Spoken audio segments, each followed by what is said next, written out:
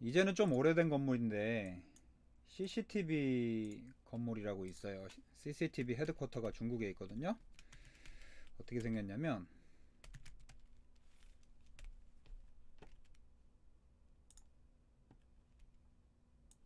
이렇게 생긴 건물이 하나 있는데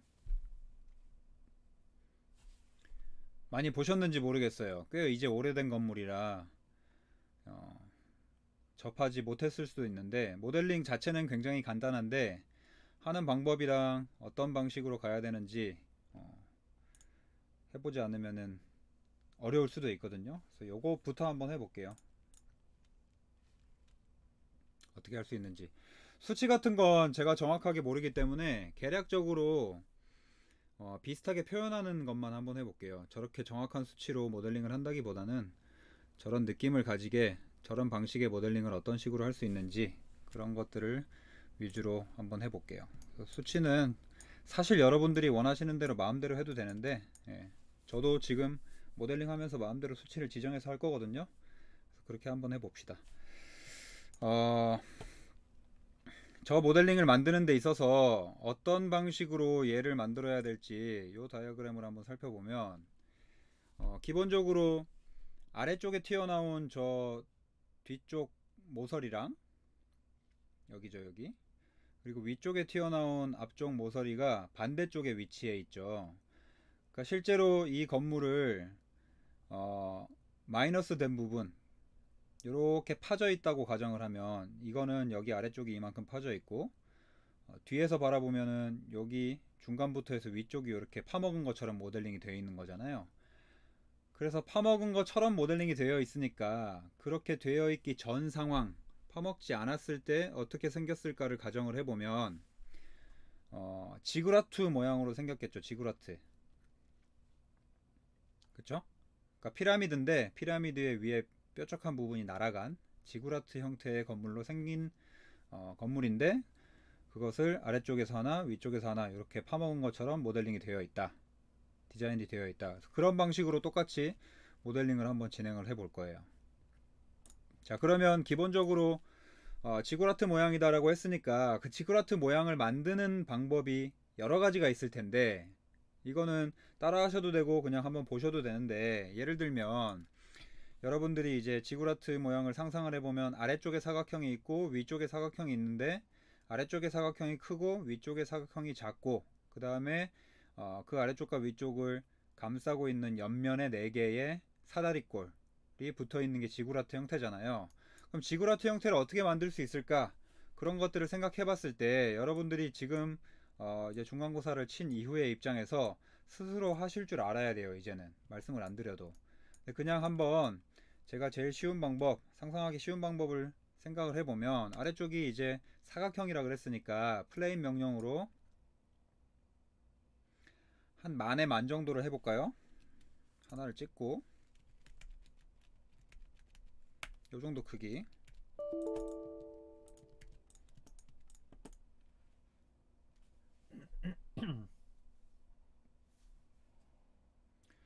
자, 그러면 얘가 위에도 있는데 윗뚜껑이 있는데 윗뚜껑은 조금 크기가 작은 거잖아요. 그쵸? 그럼 그것도 방법이 여러 가지가 있겠죠. 얘를 일단 복사해 놓고 크기를 줄이는 방법, 스케일 명령을 이용해서, 아니면 스케일을 먼저 줄여 놓고 위쪽으로 이동시키는 방법, 여러 가지가 있겠죠. 그래서 아래쪽에 마련이 되어 있으니까 먼저 스케일 다운을 한번 해볼게요. 스케일 다운을 할 건데 지구라트의 중심점, 사각형의 꼭지점이 교차하는 중심점은 동일해야지 지구라트 형태로 만들어질 수 있기 때문에 스케일을 하는 중심점이 필요하겠죠. 그래서 가상의 중심점을 한번 그려볼게요. 이렇게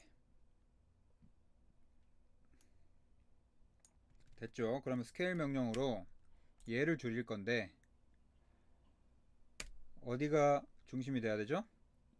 여기가. 자, 찍고 그 다음 밑에 보시면 스케일 팩터를 입력하거나 레퍼런스 스케일을 해라 이렇게 되어 있는데, 스케일 팩터는 한 0.8배 정도, 그래서 아래쪽이 만이었다면 위쪽은 한 8천 정도로 줄여 볼 거예요. 그러면 0.8을 하면 되는데 기본적으로 지금 부가 옵션을 보시면 copy no 이렇게 되어 있죠. 그러면 원본의 개체가 0.8배로 줄어드니까 아랫면이 사라지는 거잖아요. 그래서 카피 옵션을 yes로 바꿔놓고 스케일을 다운시킬게요. 0.8배 이렇게 되겠죠? 그 다음에 얘가 윗면이 돼야 되니까 move vertical 클릭하고 위쪽으로 비례상 길이가 조금 더 긴 것 같아요. 그쵸? 한 15,000 정도 올려봅시다. 너무 높은데? 12,000? 네, 12,000 정도 올려볼게요. 그래도 조금 높긴 한 것 같은데 뭐 이대로 해보죠. 네. 그럼 탑뷰에서 봤을 때는 이렇게 보이겠죠. 똑같이 이게 윗면, 이게 아랫면. 자, 그 다음 옆면을 만드는 명령어는 뭐가 있겠죠? 예, 여러가지 방법이 있겠지만 제일 쉬운 거 로프트가 있겠죠. 이렇게 이렇게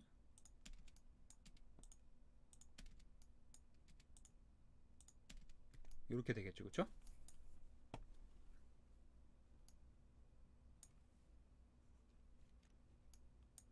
자, 얘가 지구라트 형태인데 이렇게 만드는 방법이 있고 또 더 쉽게 만드는 방법, 더 쉬운지 뭐 더 빠른지 그건 모르겠는데 박스 형태가 있다고 가정을 하면 그 박스의 윗면이 0.8배로 줄어들기만 하면 되잖아요. 그쵸? 그래서 지금 우리가 아래쪽에 플레인을 그릴 때도 렉탱글 만들어 놓고 플래너 서피스로 채운 게 아니라 바로 플레인을 그렸다시피 지금 이런 3차원의 개체를 만드는 데 있어서도 바로 3차원의 개체를 만들 수 있는 명령어가 있었죠. 그쵸? 박스 명령이 있었잖아요. 박스 명령을 이용해서 여기를 바닥으로 relative 일시 100천만 일시 100천만 그 다음에 윗면이 아까 12,000이었죠? 네, 이렇게 만들어진 거죠. 그쵸? 근데 이 위에 뚜껑이 0.8배만 되면 되잖아요.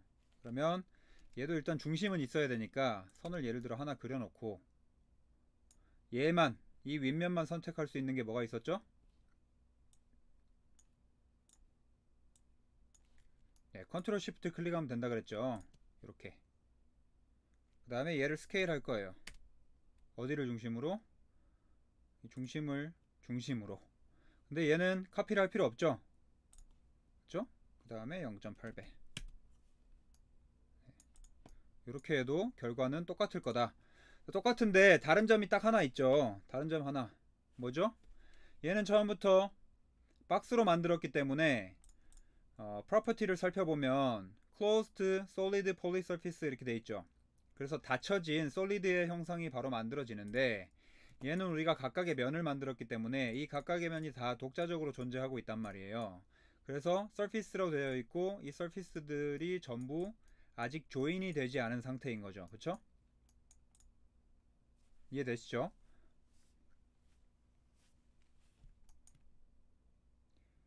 자, 근데 얘도 그러면 조인을 시키면 되는데 조인 시키기 전에 요 아랫면을 복사하려고 조인을 안 시켜놨어요. 복사를 할 건데 뭘 복사할 거냐, 우리가 얘가 가지고 있는 원래 형태고 이 형태를 지금 빼먹을 거잖아요. 빼먹을 건데 빼먹기 위해서 아래쪽이나 위쪽에 형성되는 어떤 박스의 형태를 미리 만들어 놓으면 좋겠죠. 그래서 그 만들어야 되는 형태의 기준점을 미리 잡아 놓을 거예요. 형태를 잡아 놓을 건데 그거 하기 전에 요거부터 합시다. 네, 제가 뭐 하나 빼먹었네요. 죄송해요. 지금 이거 잘 살펴보면 어떤 이미지가 제일 잘 나와 있을까? 요 면이 좀 기울어져 있죠. 이렇게. 예, 이 면이 좀 올라가 있어요. 한쪽이 기울어져 있어요. 일자가 아니라 이렇게. 그쵸? 기울어져 있는데 얘가 사선으로 툭 잘린 게 아니라 2차 곡선으로 만들어 볼 거예요. U와 V가 모두 휘어진 곡선으로. 그래서 얘도 같이 바꿀 수 있어요 나중에. 근데 일단 얘부터 바꿔보면 옆면을 다 지웁시다. 다시 만들어야 되니까. 네, 죄송합니다. 이 상태에서 두 꼭지점을 들어 올릴 건데요. 자, 컨트롤 시프트 하면 선택된다 그랬죠? 컨트롤 시프트 이쪽 꼭지점 선택하고, 자, 무브 버티컬로 1500만큼 올려줄 거고요. 1500 이렇게 올라가겠죠. 자, 반대쪽 모서리 꼭지점은 1000만큼 올려줄 거예요. 실제로 이렇게 생기진 않았어요. 실제로는 한 면만 올라가 있는데 제가 알기로는 두 면을 다 올리면 이렇게 얘도 휘어져 있고 얘도 휘어져 있는 이중곡면이 만들어지겠죠. 이렇게 두 개가 다 휘어진 곡면은 라이노에서는 넙스 커브를 다루는 툴이기 때문에 쉽게 만들 수 있는데 스케치업으로는 표현하기가 어려워요. 그래서 이런 것들을 라이노에서 전문적으로 할 수가 있겠다. 네. 이렇게 표현을 한번 해볼게요. 그러면 옆면 만드는 건 똑같겠죠. 네, 다시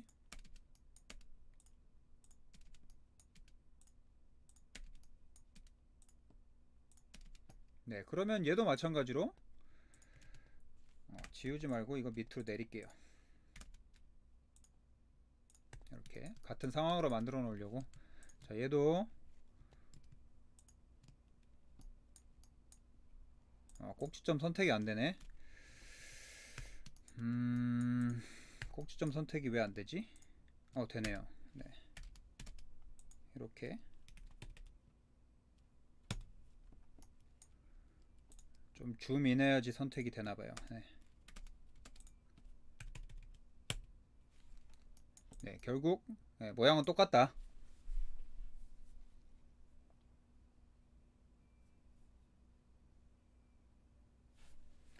자, 이렇게 됐으면 아까 말씀드린 것처럼 빼내야 할 박스 두 개를 더 만들 건데, 바깥쪽에서 더 만들어 놔도 상관은 없어요. 더 만들어 놔도 상관은 없지만 그 빼내야 될 박스 개체의 위치를 정확하게 지정하는 게 중요하기 때문에 그 위치를 지정하기 위해서 요 아래쪽에 그어놨던 중심점을 위해 그어놨던 요 직선을 이용을 할게요. 이 직선을 디바이드를 할 건데요. 디바이드, CAD에서도 나오는 명령어죠. 나누다. 예, 디바이드 명령을 사용할 건데,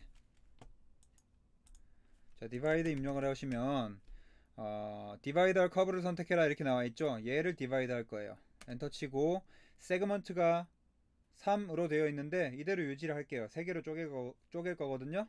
그리고 엔터를 눌러주면 어떻게 되느냐, 자, 하나 둘 셋 이렇게 나눠졌죠. 그쵸? 그래서 CAD에서는 이 나눠진 점이 디스플레이가 뒤에 묻혀요. CAD에서 해보신 분은 알겠지만 선 뒤에 묻혀 있기 때문에 이렇게 드래그를 해야지 이 점이 보이거든요. 근데 라이노에서는 그냥 쪼개진 선을 클릭하면 요 꼭지점들이 디스플레이가 돼요. 자, 그러면 얘가 왜 필요하느냐, 이 점이 표현되어 있다는 건 이 점을 오스냅을 하는 기준점으로 삼을 수 있다 이런 거예요. 스냅 포인트로 삼기 위해서 디바이드를 한 거예요. 중심점, 꼭지점 뭐 이런 것들은 다 선택 가능하지만 3분의 1 지점을 선택하는 오스냅 포인트는 없잖아요. 그렇기 때문에 디바이드를 한 거다. 그래서 디바이드를 한 스냅 포인트를 기준으로 복사를 할 건데 뭘 복사할 거냐, 이 아래쪽 사각형을 복사할 거예요. 그래서 조인을 미리 시켜두지 않은 거예요. 자, 그러면 조인을 할 건데 어떻게 조인할 거냐, 자, 뒤쪽에 있는 카피, 조인이 아니라 카피할 건데 뒤쪽에 있는 사각형의 꼭지점을 얘를 베이스 포인트로 삼아서 어디로 갈 거냐, 가까운 3분의 1 지점으로 갈 거예요. 이렇게 그러니까 겹치는 면이 많아져야 되는 거예요. 무슨 말인지 알겠죠? 이렇게 요 겹치는 사각형 면이 커져야 되는 거예요. 이걸 복사해서 이렇게 가면 안 된다고요. 예, 이렇게 가는 게 아니라 더 많이 겹쳐지게 복사를 할 거예요. 그럼 얘도 마찬가지로 한 번 더 반대쪽 꼭지점에서 다시 3분의 1 지점으로 복사, 이렇게 할 거예요. 그래서 이렇게 사각형 하나, 이렇게 사각형 하나가 많이 겹쳐지게.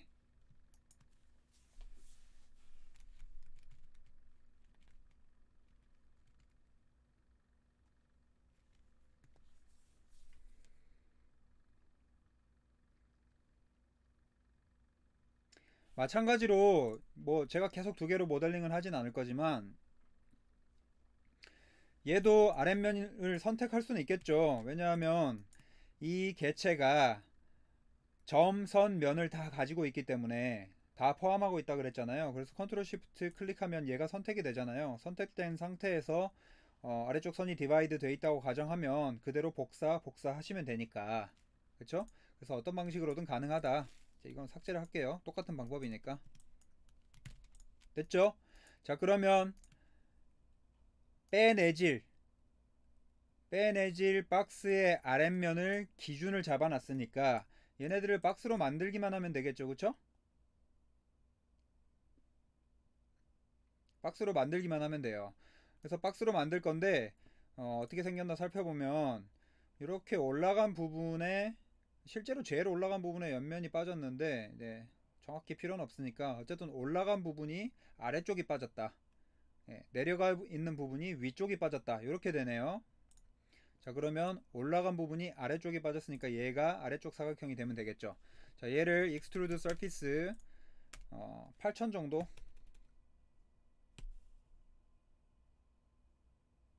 9000으로 할까? 네, 8000 정도 할게요. 네, 이렇게.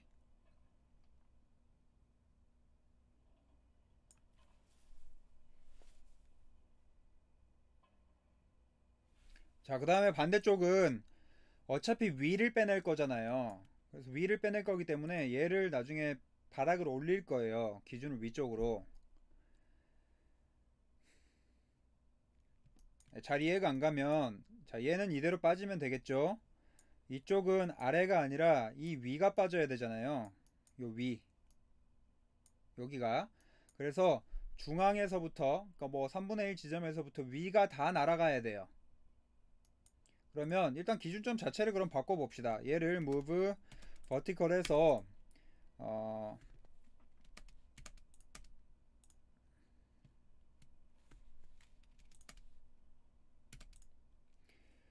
한 4000 정도 올리고 여기에서부터 위가 싹 빠질 거예요. 그럼 얘는 정확한 높이는 필요 없겠죠. 익스트루드 서피스 해서 그냥 모든 게 다 겹쳐질 만큼 끝까지 올리면 되겠죠. 그쵸?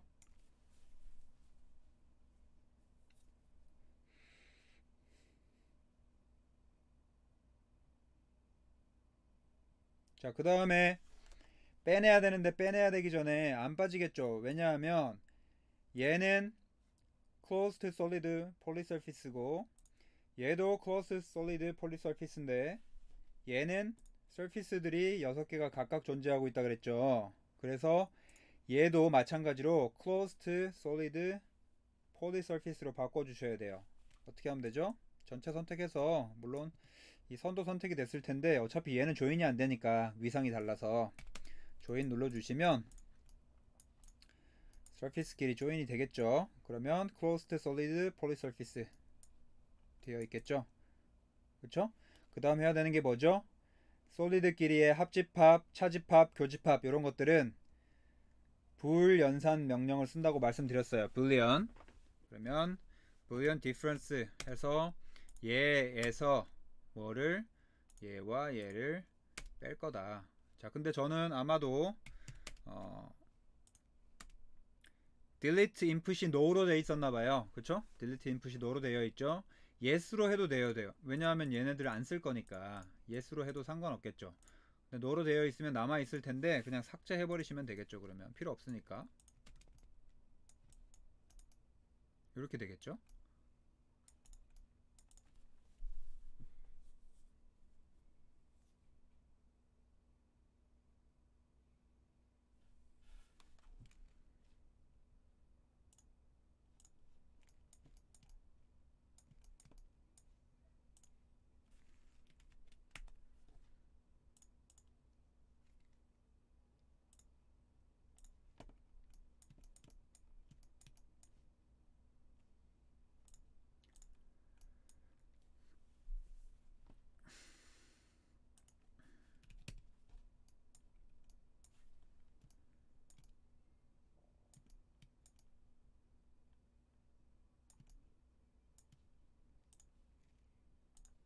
네, 뭐 이런 식으로 모양이 만들어지겠죠.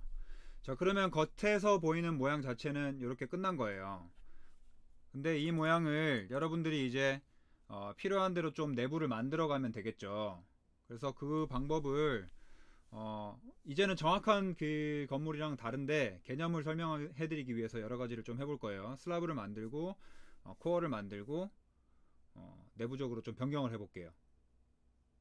오늘 두 번째 모델링이랑도 연관이 있으니까 여기서 먼저 한번 해볼게요. 자, 그러면 얘가 껍데기 빌딩 스킨이라고 가정을 해보면 바깥쪽을 싸고 있는 외피라고 가정을 해보면 안쪽에 각 층에 걸리는 슬래브들이 있겠죠. 그쵸? 슬래브들이 있을 거고 그 슬래브들 사이로 오르락 내리락 할 수 있는 엘리베이터와 계단실 뭐 이런 것들이 포함된 코어가 있을 거예요. 여러 군데 있겠지만 그런 걸 개념적으로 한번 만들어 볼게요. 자, 얘가 빌딩 스킨이고 레이어 구분을 해놓고 하면 좋은데 레이어 구분을 안 했으니까 일단 여기서 한번 변경을 해볼게요. 얘가 그러면 빌딩 스킨이다, 예를 들면. 그 다음에 슬래브가 필요할 거고요.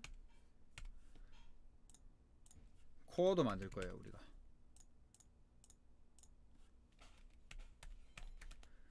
자, 그럼 얘가 디폴트 레이어가 아니라 스킨으로 변경이 될 거고요. 그쵸? 그 다음에 우리는 슬래브랑 코어를 만들 건데 이걸 만들면서 잡다한 커브들이 나올 거예요. 그쵸?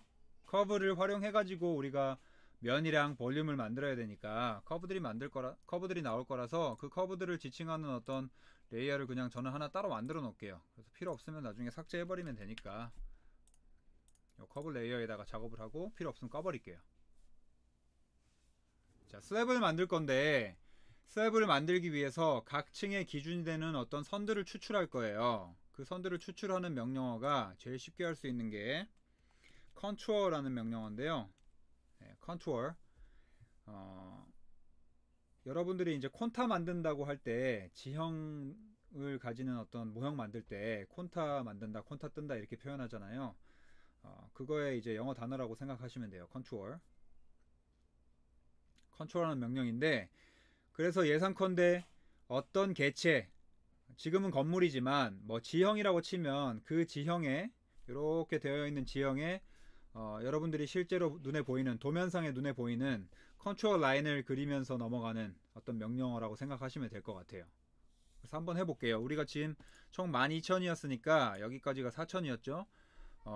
그래서 실제로는 뭐 각 층의 높이나 층고 이런 것들을 고려해서 모형을 만들었다면 훨씬 더 정교하게 모델링을 처음부터 수치를 맞췄겠지만 그렇지 않으니까 각 층의 높이를 조금 여유롭게 잡고 해볼게요. 왜냐하면 너무 많으면 여러분들이 지금 연습하는 과정인데 반복해야 될 게 너무 많잖아요. 그러니까 간단하게 한번 해볼게요. 한 층의 높이를 한 2000 정도로 잡으면 선이 하나만 가겠죠. 너무 작나? 하나, 둘, 세 개밖에 안 가니까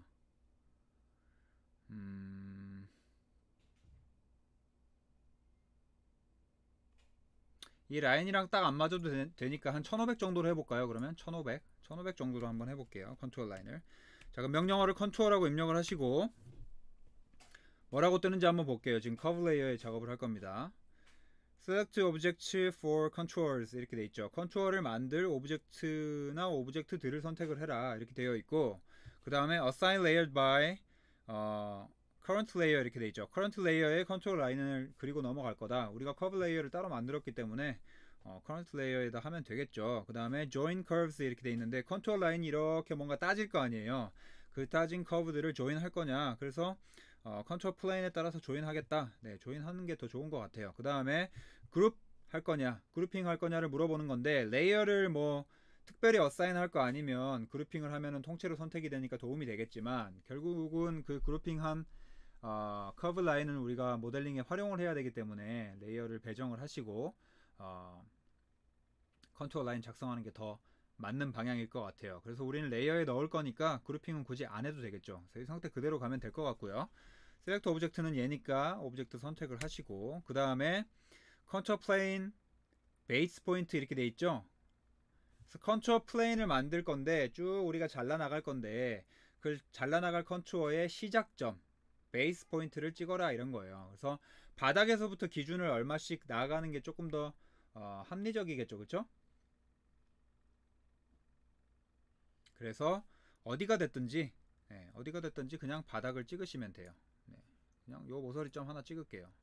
자, 그 다음에 direction perpendicular to contour planes 이렇게 돼 있죠. contour plane이라고 하는 거는 컨투어 한 평면을 만들고 갈 건데, 그 컨투어 플레인에 perpendicular한 수직인 방향을 정해라. 그래서 우리가 이렇게 자르고 싶으면 이렇게 방향 지정을 해야 되는 거겠죠.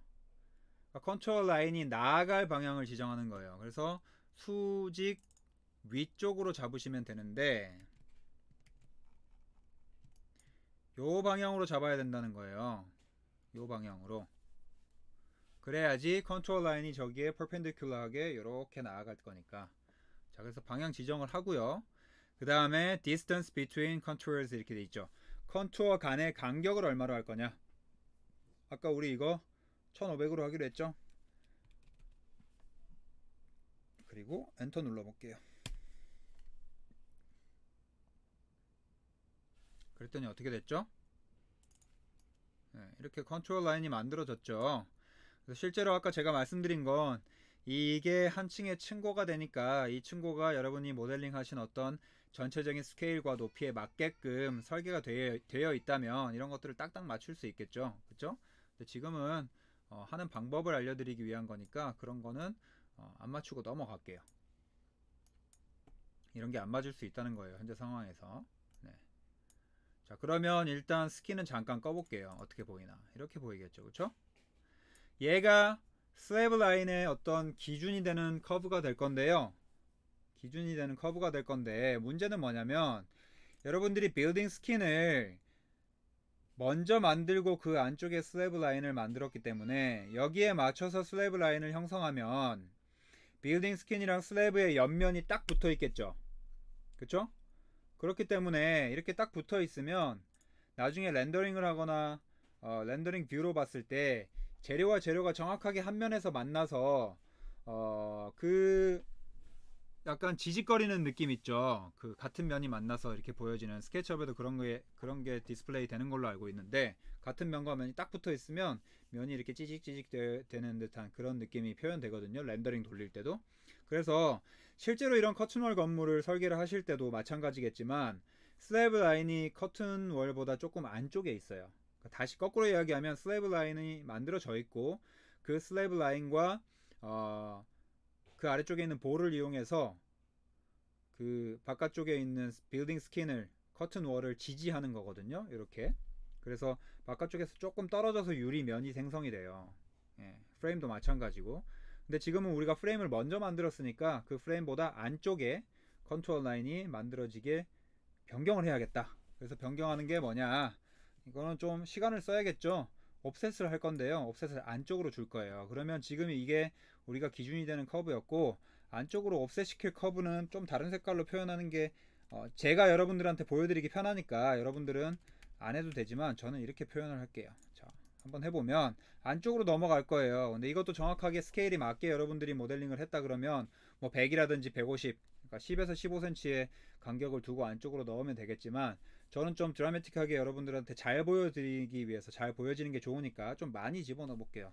그러면 옵셋 한 500 시원하게 넣어 볼게요. 그러면 얘는 제일 아랫바닥이니까 사실은 안쪽으로 들일 필요가 없겠죠. 얘가 기초가 되니까 아래쪽으로 이제 기초가 생성되면 되니까 얘는 그대로 둘게요. 위에서부터 안쪽으로 엄청 많이 들어가는 거예요. 이렇게 실제로는 건물 이렇게 안 생겼습니다. 비례적으로 그냥 여러분들한테 보여드리기 위해서 이렇게 하는 거예요.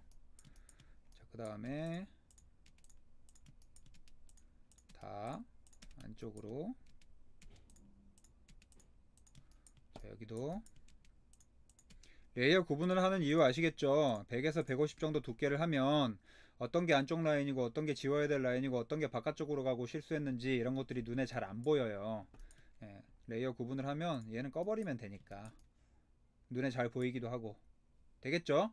자, 이 상태에서 얘가 슬래브가 되는 기준 라인이 되는 거니까, 라인을, 다시 말해 커브를 기초로 두께를 만들 때, 솔리드를 만들 때 뭘 하면 되죠? extrude curve 하면 되겠죠? 자, 그럼 이거 전체 선택해서 아래쪽으로 두께를 줄 건데 이 두께가 슬래브 두께가 되겠죠? 그래서 슬래브 두께도 사실은 정확하게 표현한다면 뭐 150이든 120이든 이렇게 구조적으로 받은 두께를 그대로 적용하면 되겠지만, 좀 잘 보여지기 위해서는 좀 두꺼운 게 여러분들 눈에는 잘 보이겠죠. 그래서 저도 이것도 한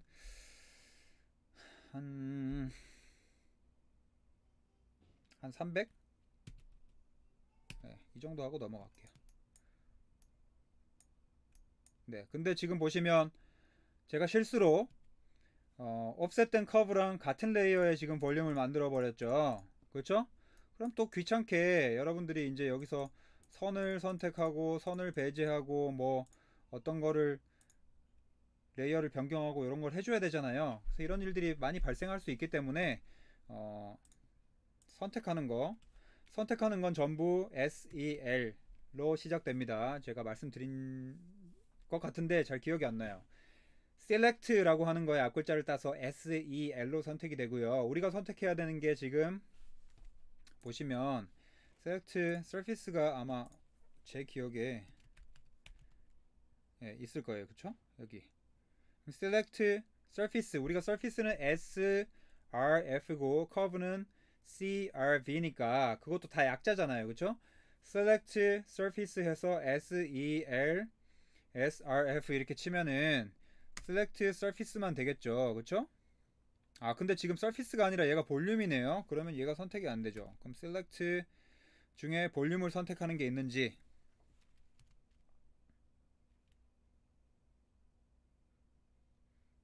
여기 있네요. select poly surface. 그쵸? 예. 근데 만약에 여러분들이 select surface, select poly surface를 모른다고 해도 최소한 select curve는 알 테니까, 그쵸? 찾아보면 있을 텐데 몰라도 얘네 알 테니까, 만약에 내가 select curve밖에 모른다 그러면 오히려 거꾸로 얘네 전체를 슬랩으로 변경을 시켜 놓고 이 상태에서 select curve 하신 다음에 얘를 다시 거꾸로 옵셋으로 이렇게 넘겨줘도 되잖아요. 그쵸? 순서의 차이지. 예. 그래서 그런 것들은 크게 중요한 건 아니다. 중요한 건 SEL이라는 게 select라는 명령의 줄임말이라는 걸 알고 계시면, 내가 뭔가를 따로 선택하고 싶다 라고 했을 때 SEL 쳐놓고 찾아보시면 되겠죠. 그쵸? 저도 이런 명령어들은 많이 쓰는 명령어는 아니라서 단축키로 지정을 해놓지 않았어요. SEL, surface, curve, poly surface 이런 것들 그냥 습관적으로 필요할 때 찾아서 쓰시면 되겠다. 됐죠? 그럼 한번 같이 켜볼게요. 아이고, 스킨 어디 갔냐? 네, 이렇게 되겠죠? 안쪽에 있으니까 당연히 안 보이겠죠, 그쵸? 그러면 여기서 렌더링 뷰로라도 확인을 할 수 있게 머티리얼 한번 변경을 해 놓을게요. 머티리얼을 빌딩 스킨을 플라스터가 아니라 중간고사 때 했었죠. 글래스로 변경을 하시고요. 글래스 컬러는 뭐 자유롭게 하시는데 저는 회색 빛으로 변경을 해 둘게요. 이렇게. 자, 프로스트랑 클리어는 적당히 조절하시고, 자, 슬래브는 콘크리트니까 콘크리트 재질이 정확히는 없지만 플래스터 정도로 마감을 하시고, 얘는 조금 더 짙은 회색으로 변경을 해볼게요. 자, 그러면 렌더링 뷰로 변경을 해보면 이렇게 보이겠죠. 지금 렌더링 뷰라서 얘가 굉장히 그냥 많이 투명해 보이는데, 실제로 이제 렌더링을 돌리거나 아니면은 엔스케이프라든지 뭐 또 뭐 있었죠? 트윈모션 이런 거 사용하시나요? 예, 그런 것들 사용하면은 이 유리 재질을 정확하게 이제 입히면 되니까 이렇게 표현이 되겠죠. 그쵸? 실제적으로 이제 이 안에 들어가는 구조체, 기둥이라든지 아니면 바깥쪽에서 빌딩의 스킨으로 네트워킹해서 뭐 얘를 지지한다라고 하시면 그런 것들은 따로 또 모델링을 해줘야 되는 상황이고, 이 상황에서 그냥 간략하게 우리가 코어 하나만 배치를 하고 이 모델링 자체는 종료를 해볼게요. 자, 그러면 코어 배치 계략적으로 그냥 개념적인 거니까 얘도 렉탱글 플레인으로 할게요. 플레인에서 한 500에 500짜리로 해볼까요? 너무 작나? 1000에 1000?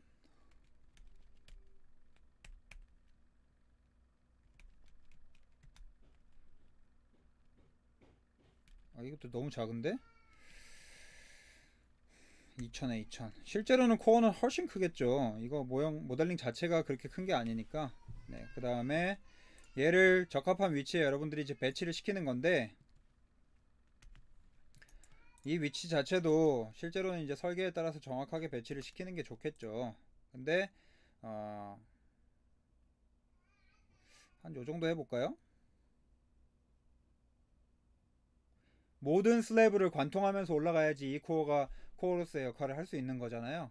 그래서 모든 슬래브를 관통할 수 있도록 배치를 해야 되니까 요 정도로 배치를 한번 해볼게요. 근데 만약에 이 정도로 배치를 하면 얘가 지금 엔드 포인트에 맞닿아 있는데, 이 엔드 포인트에 요 커브가 위에 좀 떠 있을 거예요. 그래서 그냥 이렇게 이동을 시키면 상부에 붕 떠 있을 겁니다. 아마 확인 한번 해볼게요. 그쵸?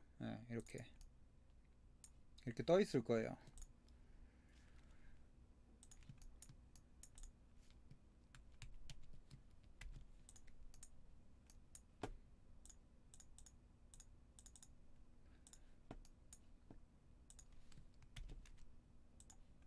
네, 이렇게 떠 있겠죠. 그쵸? 얘가 1500 간격이었으니까 네, 마이너스 3000으로 내리면 되겠죠. 자, 그 다음에 이게 다 겹치는 게 아니라 반대로 가야 되네요. 네, 반대로 갔어야 돼요. 저의 불찰입니다. 그러면 다시 반대로 옮겨줄게요. 네, 이쪽이 높은 쪽이었네요. 스케일에 비해서 코어가 좀 많이 크네요. 지금 보니까.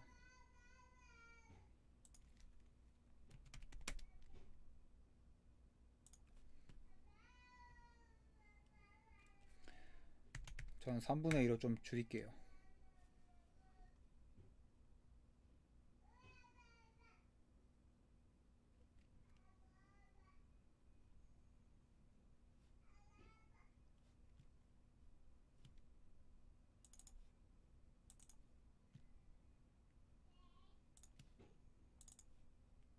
아,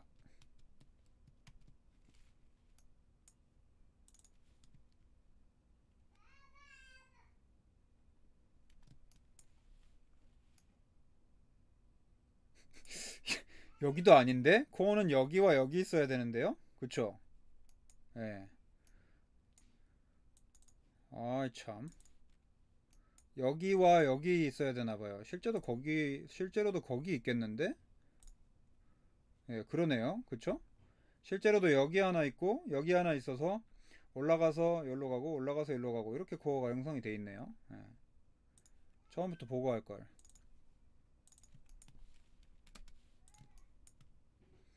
그러면 코어 크기가 너무 큰데, 그쵸? 너무 크죠?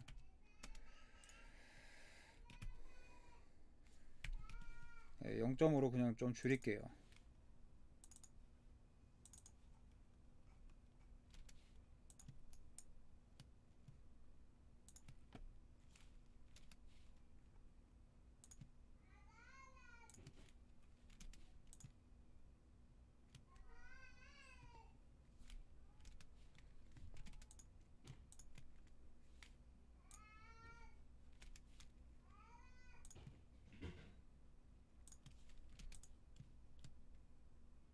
대략 이 정도 돼야지 관통이 될 것 같아요. 그쵸?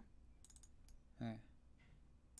그래서 그냥 얘는 관통시킬 거니까 익스트루드 서피스에서 이렇게 올릴 건데, 위치도 그냥 계략적으로 할게요. 실제로 어떻게 생겼는지 제가 정확히 모르니까 이 정도로 그냥 관통을 시켜 놓을게요.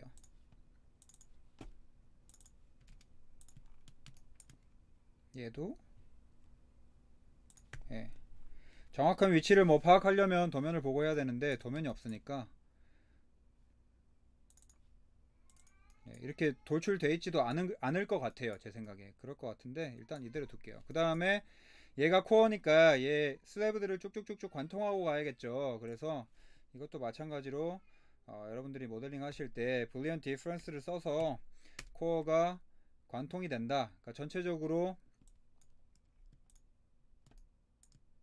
여기에서 얘들에서 요거를 빼겠다. 근데 delete input no 이렇게 하시면 되겠죠. 그쵸?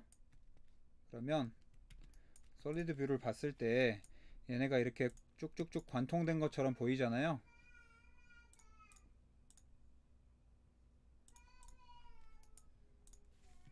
네, 하이드를 하면 얘가 이렇게 쭉 뚫려 있겠죠, 그쵸? 이렇게.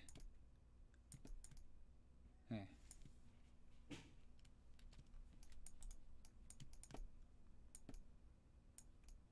이런 식으로 되겠죠, 그쵸? 그래서 요지는 착오가 많았는데, 시행착오가 많았는데, 요지는 여러분들이 어떤 모델링에서 코어를 만들었다, 아니면 기둥도 마찬가지예요. 기둥을 만들었다. 근데 기둥을 여러분들이 일자로 그냥 쭉 박으면 렌더링을 했을 때 내부에서 기둥이 쭉 연결되면요, 그 내부 인테리어 샷 같은 거 잡을 때 이 기둥이 일자로 쭉 가고 있으면, 스케치업도 마찬가지지만 이 슬래브랑 기둥이 정확히 관통되고 있지 않고 그냥 겹쳐 있잖아요, 그쵸? 그럼 렌더링을 돌렸을 때 그 천장면이랑 바닥면에 사각형이 안 생겨요, 그쵸? 그래서 그것들을 정확하게 관통된 느낌을 렌더링에서 보여주고 싶다라고 하시면 불리언 디퍼런스로 어떤 개체의 일부분을 좀 삭제를 해 주셔야 돼요. 그래야지 위 아랫면이 탁탁 선들이 생성이 되겠죠, 그쵸? 근데 만약에 그게 좀 귀찮다, 나는 진짜 인테리어 샷 딱 하나만 있으면 된다, 그러면 그냥 뭐 관통시키지 말고 렌더링 뽑아내고 포토샵에서 그냥 라인을 그리는 방법도 있고, 그거는 이제 내가 몇 개의 샷을 잡을 거냐, 모델링을 정교하게 하고 넘어갈 거냐, 아니면 렌더링에 따라서 내가 그냥 한두 개만 수정할 거냐, 이런 거에 따라서 여러분들이 전략을 좀 세워주시면 될 것 같아요. 근데 코어 같은 경우에는 뭐 몇 개 없으니까, 기둥보다 수가 적으니까 이렇게 관통을 시켜주는 게 좀 보기가 편하겠죠, 그쵸?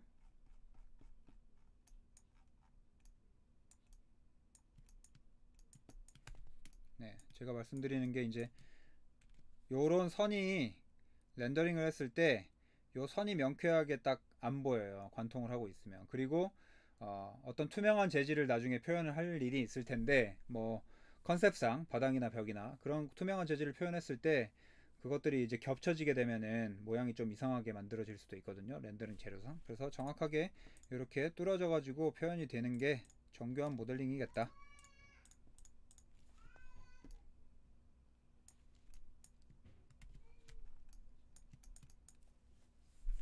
자, 만약에 이 상태에서 여러분이 얘를 모형을 만들고 싶어요, 모형을 만들고 싶다 라고 하시면, 실제로 이제 이런 슬래브들은 여러분이 슬래브의 옆면을 다 두께까지 계산해 가지고 붙이는 게 아니라, 두께가 있는 재료를 그냥 열선 커터 또는 뭐 레이저 커터로 그냥 잘라내고 딱 붙여버리잖아요, 끝나잖아요. 그래서 그건 어렵지 않은데, 얘는 여러분들이 이제 어, 추출해낸 선이 있으니까 여기에, 그쵸? 이 슬래브 전에 옵셋 시켜놓은 요 선이 있잖아요, 요 선.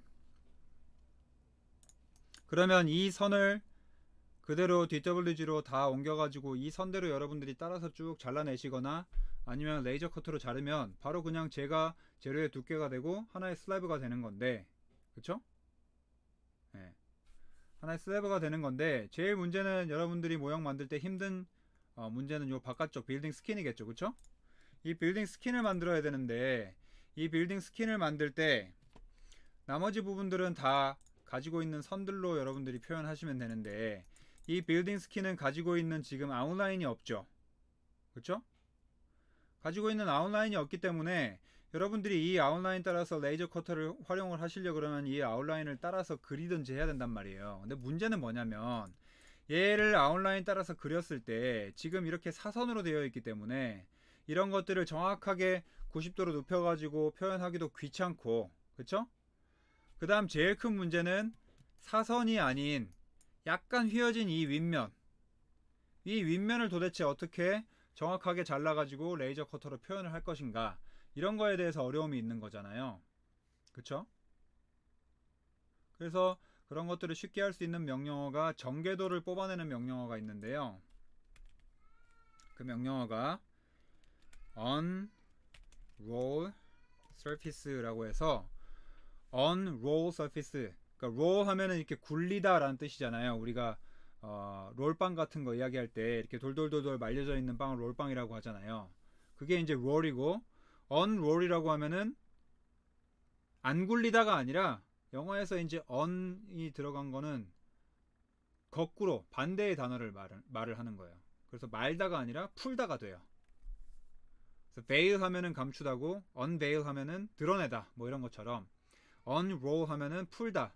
그래서 surface를 풀겠다라고 하는 그냥 어떤 문장의 명령어인 거죠. 그쵸? 이런 명령어가 있다. 이걸 알고 계셔야겠죠. 자, 그럼 한번 해볼게요. 얘도 레이어를 하나 만들어 볼게요. unrolled surface 이렇게 하나 그냥 만들어 놓고 넘어갈게요. 자, 그럼 여기에다 풀 건데 명령어를 알려드렸으니까 한번 쳐보면 unroll surface 이렇게 치면 select surface or poly surface to unroll 이렇게 나오죠. 풀 surface나 poly surface를 선택하시오 라고 나오면서 뒤쪽에 있는 부가 옵션들을 한번 살펴보면 explode 할 거냐, 뭔가 다 조각조각 낼 거냐, 우리가 roll 한 거 자체를 좀 폭파시켜 놓을 거냐, 예, 그래도 될 것 같아요. 우리가 그 레이저 커터로 자르기 위한 거니까. 그 다음에 labels 이렇게 돼 있는데 label은 우리 라벨 붙이는 거 있잖아요. 뭐는 뭐고 뭐는 뭐고 이렇게 라벨 붙이는 거, 그걸 표현할 거냐 말 거냐인데 실제로 여러분들이 얘를 잘라나가는 데 있어서 레이블은 필요가 없어요. 하지만 지금처럼 예를 들면 요 옆면과 요 옆면이 아마 똑같을 거예요. 앞뒤가 다르고 아마 똑같을 텐데 만약에 미세하게 다르다, 여러분들이 각도나 이 높이 차이를 내 가지고 미세하게 다르다, 하지만 비슷하게 생겼다라고 하면 나중에 레이저 커터로 자르고 난 다음에 어떤 게 이 왼쪽 면인지 어떤 게 오른쪽 면인지 헷갈리겠죠. 그렇죠? 이 안쪽 면도 마찬가지고. 그래서 그런 것들을 여러분들이 레이블링을 해놓지 않으면 내가 잘라낸 게 어떤 면인지 나중에 조립하실 때 우리가 조립에 대한 조립 설계도를 눈에 볼 수가 없단 말이에요. 그래서 레이블을 달아 놓는 거예요. 열선 커팅할 때 필요한 게 아니라, 레이저 커팅할 때 필요한 게 아니라. 그래서 레이블은 일단 켜놔 볼게요. 어떻게 보이는지 보려고. 자, 그 다음 key properties에 돼 있는데 프로퍼티를 유지할 거냐 노 이렇게 돼 있는데 지금 얘는 뭐 그렇게 중요한 건 아닌 것 같아요. 프로퍼티 자체가 뭐 많이 없으니까. 그 다음 relative tolerance는 뭐냐면 이 위쪽에 있는 게 사실은 이중곡면이어서 실제적으로는 종이로 치면 우리 뭐 A4용지, A3용지 이렇게 휘어진 것처럼 이렇게 휘어져 있는 거거든요. 그래서 실제적으로 되게 빳빳한 종이로 이렇게 휘기는 좀 어려워요. 그쵸? 이렇게 휘기는 어려운데 컴퓨터에서 이렇게 휜 거를 다리미로 이렇게 밀어가지고 펴는 것처럼 가상에 완벽하게 플레인한 것처럼 펴서 디스플레이를 해줘요. 그러면 여러분들은 조립하실 때 그 가상에 펴진 개체를 컴퓨터에서 일정 계산을 통해서 이렇게 폈을 거 아니에요. 그럼 나중에 마지막에 조립하실 때 본딩을 통해서 여러분들이 가지고 있는 엣지랑 딱딱딱딱딱 맞추면서 걔네들을 좀 휘어나가면서 조립을 하게 되시는 거거든요. 근데 컴퓨터한테 그렇게 휘어진 것들을 펼 때 얼마만큼의 정교도를 주면서 펼 거냐라고 하는 이 relative tolerance, tolerance라고 하는 거는 우리 뭐 할 때 나왔었죠? 한번 나왔었는데 리빌드 할 때 한번 나왔었던 것 같아요. 네, 리빌드 할 때 얼마만큼의 tolerance를 가지고 얘랑 비슷하게 맞출 거냐. 그래서 관용도라고 말씀드렸는데 관용도를 얼마나 줄 거냐. 그래서 이 세팅 값은 여러분들이 이제 모델링 하시는 거에 따라서 변경을 하실 수는 있겠지만 일단은 수치는 그대로 하고 넘어갈게요. 이 세팅 바꿀 거 없겠죠. 자, 그 다음에 select surface or poly surface라고 했으니까 얘 선택하고 엔터 치는데 제가 이 코어를 안쪽을 뚫어놨기 때문에 이 안쪽의 면도 전부 생성이 될 거예요. 그래서 실제로 여러분이 조립하실 때 이 안쪽 면은 다 따로 붙여가지고 쏙 끼워 넣으시면 되는 거겠죠. 그쵸?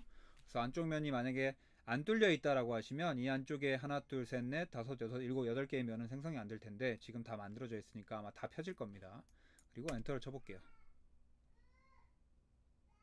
네, 이렇게 펴지는데 0,0을 기점으로 항상 뭔가가 만들어지거든요. 우리 그 make 2D 했을 때랑 똑같은 개념인데 0,0을 기준으로 만들어지니까 만약에 겹쳐 있다라고 하면 조금 이동시켜도 괜찮아요. 지금 하이드 된 게 있으니까 다 켜가지고 이동시켜야겠죠.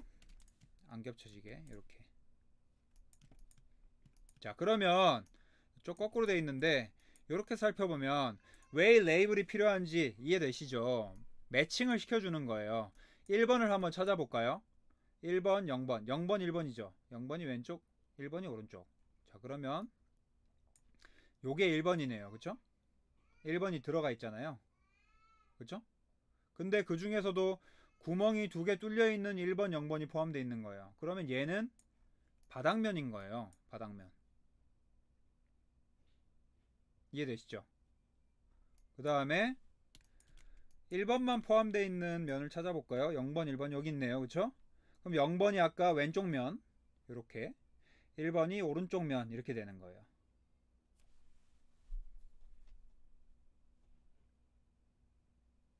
이해되시죠? 자, 그러면 여기서 여러분들이 만약에 모형을 만들 때 내가 이거를 컴퓨터를 켜놓고 조립하기가 좀 귀찮잖아요. 그쵸? 컴퓨터를 켜놓고 조립하기 귀찮잖아요. 그래서 어떻게 하시느냐, 그냥 요령을 알려드리는 거예요. 여러분들이 이렇게 모형을 만들 일이 있을지는 모르겠지만 여기다가 레이저로 각인을 시켜 놓는 거예요. 스코어링 한다고 하는데, 레이저가 이제 커팅 레이어가 있고 각인 레이어가 있잖아요. 스코어링, 이렇게 글씨 새기는 레이어가 있잖아요. 그래서 레이어 구분을 해주는 거죠. 나머지는 전부 커팅을 하는 커팅 레이어로 선정을 하시고 설정을 해 놓으시고, 레이어를 하나 더 만들어서 스코어링 레이어, 한글로는 각인이라고 하는지 제가 정확하게 어떤 이름인지 잘 모르겠어요. 스코어링 텍스트라고 할게요. 이렇게 레이어를 하나 만들어 놓고 레이어를 쓰는 건데,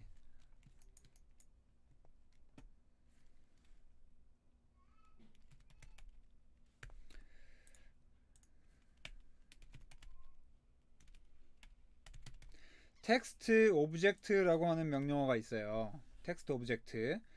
텍스트를 쓰긴 쓸 건데 텍스트만 해도 상관없습니다. 텍스트 명령어도 있기 때문에. 텍스트 오브젝트 명령어를 제가 알려드리는 이유는 여러분들이 3차원적으로 오브젝트 텍스트를 써야 될 때도 있기 때문에 그냥 부가적으로 알려드리는 거예요. 나중에 쓰시라고. 텍스트 오브젝트를 하면서도 그냥 평평한, 아니면 그 커브로만 이루어진 글씨도 쓸 수 있으니까 얘가 더 상위 개념이에요. 텍스트를 포함하고 있는. 그래서 텍스트 오브젝트라는 명령어가 있는데, 먼저 한번 이 스코어링 텍스트에다가 지정을 하고 한번 써보면요,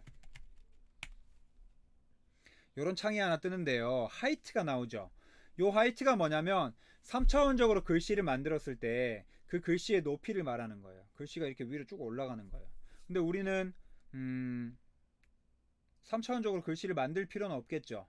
그래서 아웃풋을 보시면 커브가 있고 서피스가 있고 솔리드가 있는데, 잘못 말했어요. 정정할게요. 하이트는 글씨 자체의 크기, 글씨의 높이니까 위에서 봤을 때는 글씨 자체의 높이를 말하는 거고요. 폰트 사이즈라고 생각하시면 되고, 정정하겠습니다. 하이트는 폰트 사이즈고, 그 아래쪽에 보시면 아웃풋에 커브, 서피스, 솔리드라고 되어 있는 거에 thickness 이렇게 되어 있죠. thickness. 요게 글씨의 높이. 정정을 할게요. 그러면 글씨의 크기가 어느 정도 돼야지 얘랑 적합하게 어울리는지는 잘 모르겠지만, 얘는 나중에 스케일링도 할 수 있으니까, 그쵸? 아까 계략적으로 요게 뭐 2000 정도였으니까 한 1000 정도 높이면은 잘 보일 것 같아요. 근데 너무 크면 또 글씨가 삐져나가니까 한 500 정도만 해볼게요. 그 다음에 솔리드가 아니라 서피스가 아니라 커브로 만들면 그냥 2차원의 글씨가 써지겠죠. 그쵸? 그 다음에 여기다가 뭘 하는 거냐, 여러분들이 알아먹을 수 있는 이름을 쓰는 거예요. 여기다가. 그러면 이거를 출력해 놓고 거기다 넘버링을 해가지고 프린트아웃을 해 놓으시든, 아니면 모델링에 표현을 해 놓으시든, 여러분들이 알아먹을 수 있는 방식으로 이거는 표현을 하시면 되겠죠. 그래서 여러가지 뭐 기호를 어떻게 쓰시든지 하시면 되는데, 그냥 예를 들면 뭐 윗면, 옆면, 아랫면 이렇게 돼 있다 그러면은 사이드에 01번 뭐 이런 식으로, 뭐 탑에 01번, 바텀에 01번 뭐 이런 식으로 여러분들의 약속을 그냥 알아서 정하시고, 그리고 일단 OK를 한번 해볼게요. 그러면 요 정도 크기가 되네요. 그쵸? 이렇게. 그러면 실제로 여러분이 얘가 스코어링 텍스트로 되어 있으니까 레이어가 나중에 레이저 커터에 이 레이어를 그 열선의 강도를 좀 낮게 해서 글씨만 이렇게 시커멓게 새기게 할 수 있거든요. 그러면 얘가 이 위에 올라타 있을 때 요거는 잘리고 이 글씨는 이 위에 시커멓게 새겨지겠죠.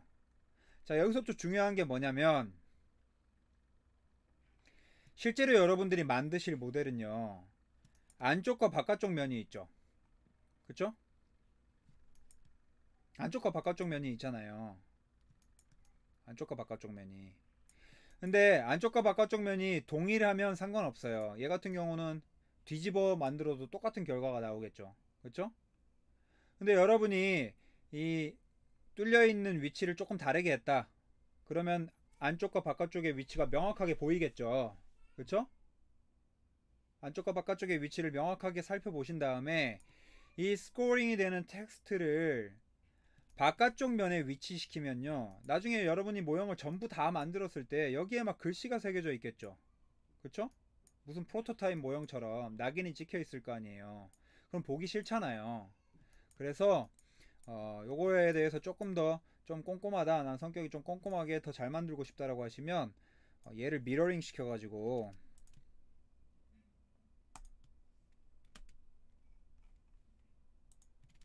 아이고, 원본을 삭제하는 미러링을 해야겠네요.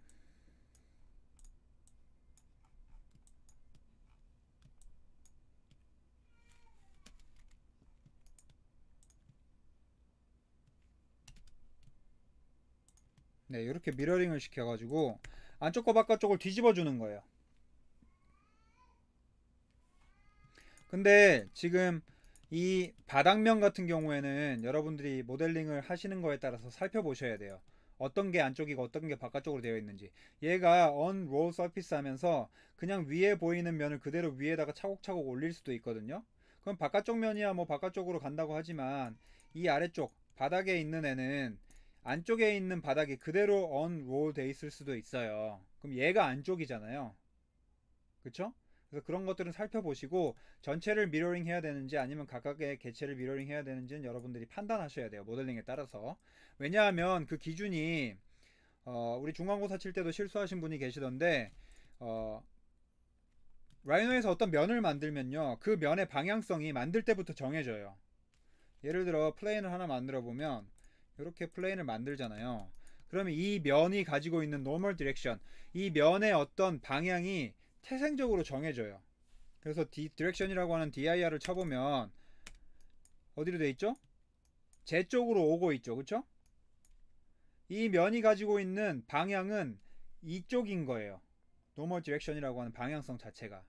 그래서 unroll surface를 할 때 이 디렉션에 따라서 만들어지는데, 얘가 살펴보시면 디렉션이 전부 제각각이잖아요. 그럼 전부 바깥쪽을 기준을 만들어진다, 바깥쪽을 기준으로 만들어진다라고 쳤을 때 전부 다 바깥을 향하고 있으면 괜찮아요. 그럼 얘도 마찬가지죠. 네, 아래를 향하고 있죠. 그러면 얘도 미러 시켜가지고 안쪽 바깥쪽을 뒤집어 줘야 되는 상황인 거고요. 여러분들이 만들 때 어떤 방식으로 만드는가에 따라서 이 안쪽이 거꾸로 뒤집혀 있을 수도 있어요. 그러면 얘는 안 미러 시켜야 되는, 미러 시키지 않아야 되는 상황인 거고요. 이해되시죠? 그래서 dir을 통해서 디렉션을 확인하셔야 된다. 디렉션. 자, 그래서 이렇게 되어 있으면 S01을 우리가 숫자 0이 있는 옆면을 0으로 삼겠다 라고 하시면 이렇게 어딘가에 위치를 시키면 되겠죠. 그쵸? 그러면 얘를 그대로 레이저 커터에 넣으면 쭉 잘라내고 얘를 지직 해가지고 안쪽 면에 S01이라고 표시를 해주는 거예요. 그럼 여러분들이 S01, 02, 03, 04 뭐 T01, 뭐 T02, B01, 02 이런 거 다 조각조각 나와 있겠죠. 그걸 가지고 오셔가지고 본드만 발라서 딱딱딱딱딱 조립하면 모형이 완성되는 거예요. 이해되시죠? 네.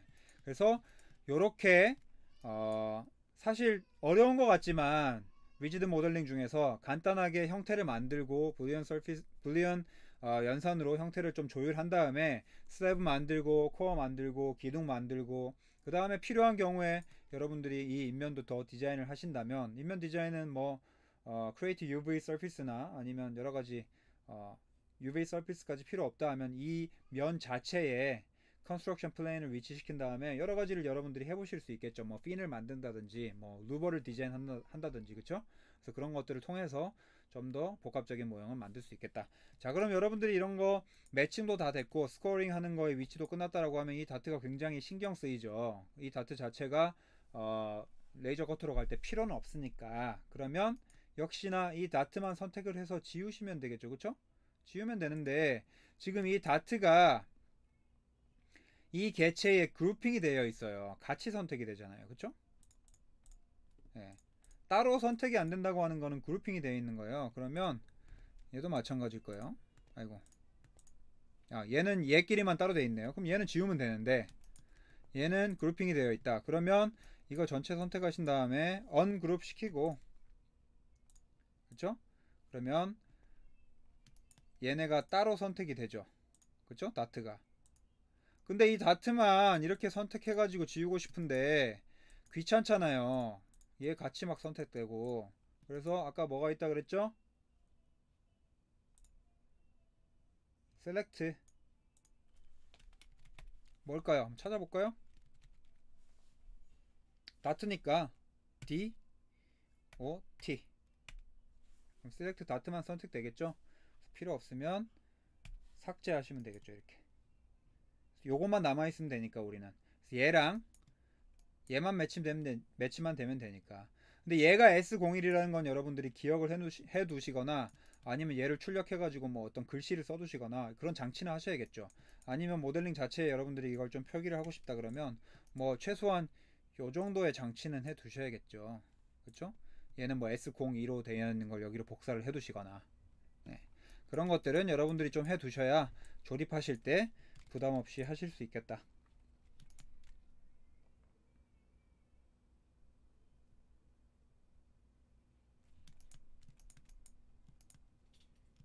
됐죠?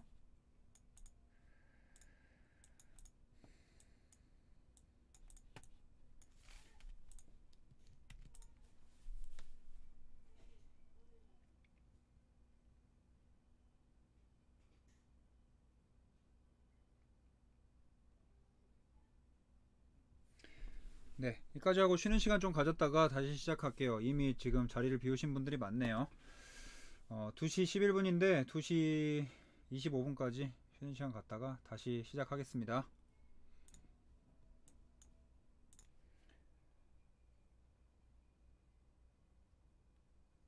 자, 다 오셨으면 다음 거 한번 해봅시다.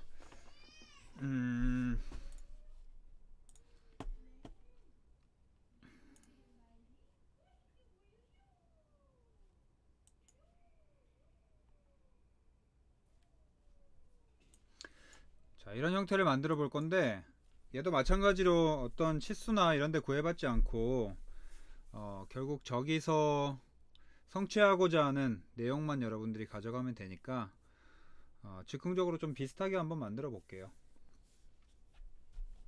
제가 좀 마음대로 바꿔가지고 만들어 보겠습니다.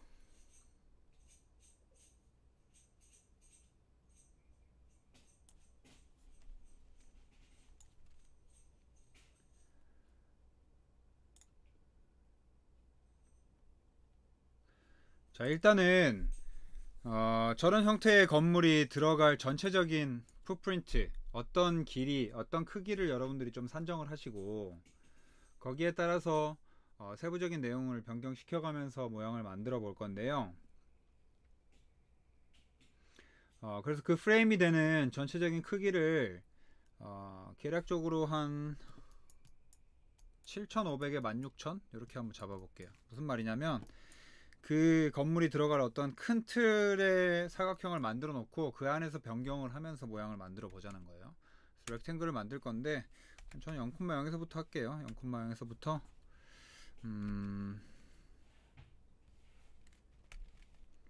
7,000에 7,500? 7,500에 16,000. 네, 요정도 크기, 요정도 크기의 프레임 안에서 저 형태를 좀 변경시켜 가면서 만들어 볼게요.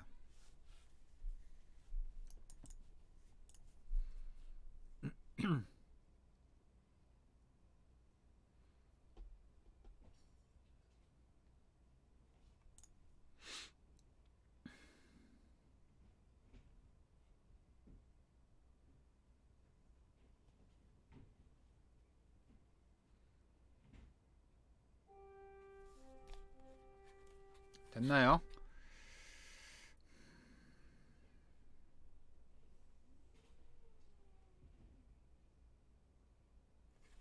네, 다 됐으면 얘가 전체적으로 어떤 프레임 그 가이드라인이 되는 거예요. 그래서 가이드라인 레이어를 뭐 만들어 놓으셨다 그러면 이제 분배를 하시면 되는데, 저는 만들어진 게 있으니까 얘를 그냥 이름만 바꿀게요.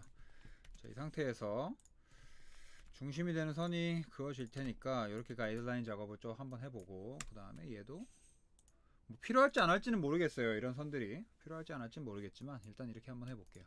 자, 그 다음에 여기에 직각으로 지나가는 정사각형 하나를 이렇게 세워서 그릴 건데, 마찬가지로 세워서 그릴 때 여러분들이 원하시는 뷰에 따라서 그리셔도 되고, 그려놓고 쟤를 이동시킨 다음에 세우셔도 되고, 원하시는 대로 만들면 되겠죠. 그쵸?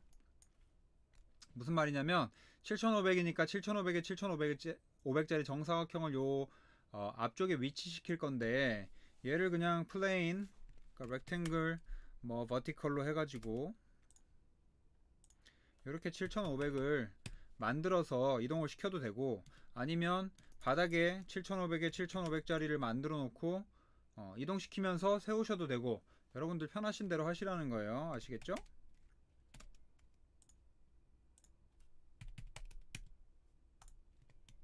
네, 그러면 이렇게 되겠죠. 그러면 얘를 일단 미드 포인트 이렇게 이동을 시켜 놓을게요. 얘는 실제로 사용할 커브이기 때문에 커브 레이어로 변경을 해 둡시다. 이렇게.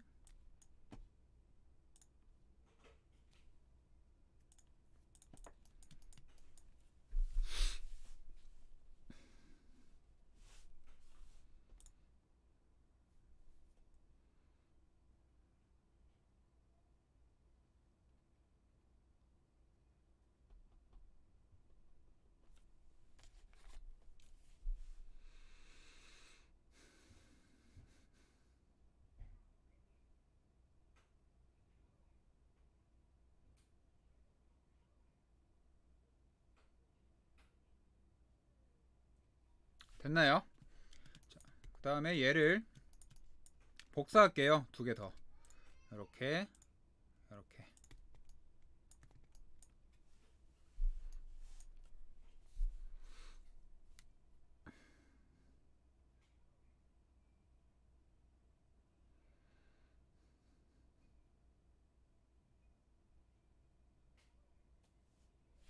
자, 복사를 하시고 뒤로 갈수록 모양이 조금씩 차츰차츰 변하는 형태의 건물을 만들고 싶으니까, 그런 형태의 건물을 만들고 싶으니까 각도도 회전을 시켜 볼 거고, 전체적으로 높이도 변경을 한번 시켜 볼게요. 자, 그러면 일단 높이부터 한번 변경을 해 볼까요? 앞에 거는 그대로 두고 뒤로 갈수록 조금씩 커지게 한번 해볼까요? 조금씩 커지게. 자, 스케일 1 디멘전으로 얘를 키울 건데요. 길이 방향으로 키우고 싶어요. 길이 방향으로. 그래서 중심 점이 되는 위치 아무데나 찍고, 비율을 한 뭐 1.2배 정도 늘릴 건데, 위로 늘어나야 되니까 방향성을 위로 잡아야겠죠. 그쵸? 이렇게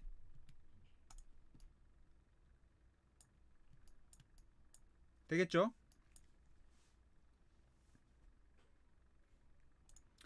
얘가 1.2배니까 얘는 한 1.5배 정도 크게 해볼까요? 자, 스케일 1D 얘는 여기서부터 1.5배인데 방향성은 요 방향으로, 그렇죠? 이렇게 크게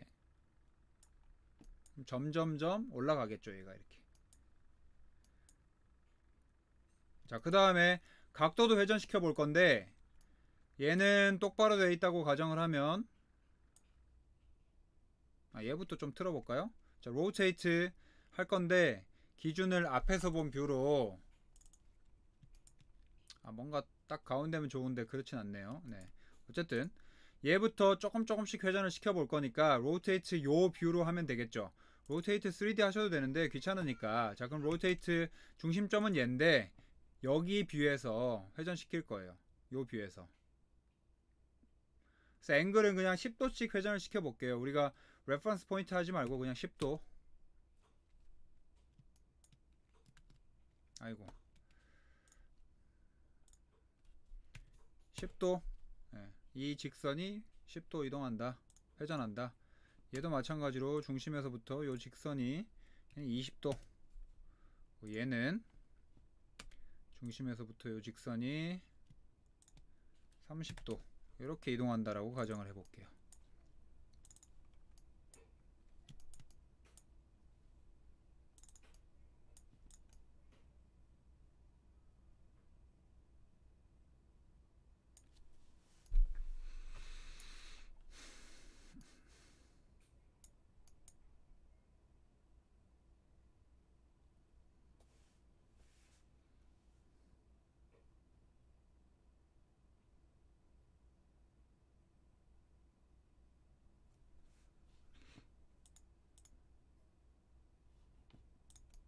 됐나요? 자, 그 다음에 요거 두 번째, 세 번째 거를 변경시킬 건데, 왜 변경시킬 거냐, 뭘 변경시킬 거냐. 지금 우리가 기준이 되는 이 프레임을 잡아놨는데, 회전을 시키다 보니까 이 프레임들이 지금 이 위치를 조금씩 다 넘어갔죠. 그쵸? 크기가. 회전시키니까 대각선 길이가 되면서 길이가 길어져서 다 넘어가 버렸잖아요. 이 넘어간 길이를 원래 폭대로 맞춰줄게요. 그러면 실제로 이렇게 직각으로 꺾여 있던 비례는 좀 달라질 수 있겠죠. 이렇게 찌부시키는 거니까. 근데 그런 거랑 상관없이 그냥 스케일만 폭을 맞춰 볼게요. 자, 그럼 교차점을 만들기 위해서 이 길이 방향으로 선을 이렇게 그려보면, 여기도 마찬가지로 선이 있겠고, 네, 이렇게 선이 있겠죠. 그쵸? 자, 마찬가지로 얘도 스케일 1D, 이걸 스케일 할 건데 어떻게 해야 되죠? 여기에 교차점까지의 길이가 안쪽의 교차점까지의 길이로, 이해되시죠? 그럼 얘도 마찬가지로 요렇게가 안쪽으로, 요렇게 되는 게 되겠죠. 네. 그러면 삐져나간 거 없이 딱 맞게 되겠죠. 네. 앞에서 봤을 때 이 점과 이 점이 딱 맞게 우리가 가이드라인을 잡아놨던 그 프레임 안쪽으로 들어오겠죠. 그래서 뭔가 건물을 만들 때 내가 기준을 정하는 거예요. 내가 이거를 그냥 어떤 건물의 폭은 일정하게 쭉 가는 상태에서 전체적인 형태, 각도만 변경시키겠다. 그래서 이런 것들은 여러분들의 설계에 따라서 조금 더 뭐 휘어진 가이드라인을 쓰실 수도 있겠고, 건물이 이렇게 돌아가도록, 그쵸? 그런 것들도 얼마든지 활용을 할 수도 있는 상황인데, 일단은 이 정도로 하고 넘어갈게요. 자, 그 다음에 지하층은 산정하지 않고 지상에 있는 형태만 일단 만들어 볼 거니까, 아래쪽에 있는 요 아랫선들은 사실 필요 없겠죠. 필요 없으니까 삭제를 할 건데, 삭제를 하는 방법은 여러 가지.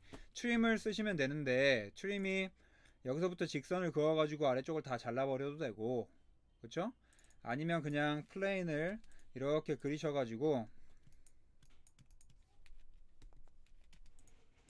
이 플레인 아래쪽에 있는 요 선들을 다 잘라 버리셔도 되고, 지금 컨스트럭션 플레인 자체가 0,0을 기준으로 G값이 0이기 때문에 네, 여기에서 그냥 트림을 하시면 아래쪽만 쭉 잘릴 거예요.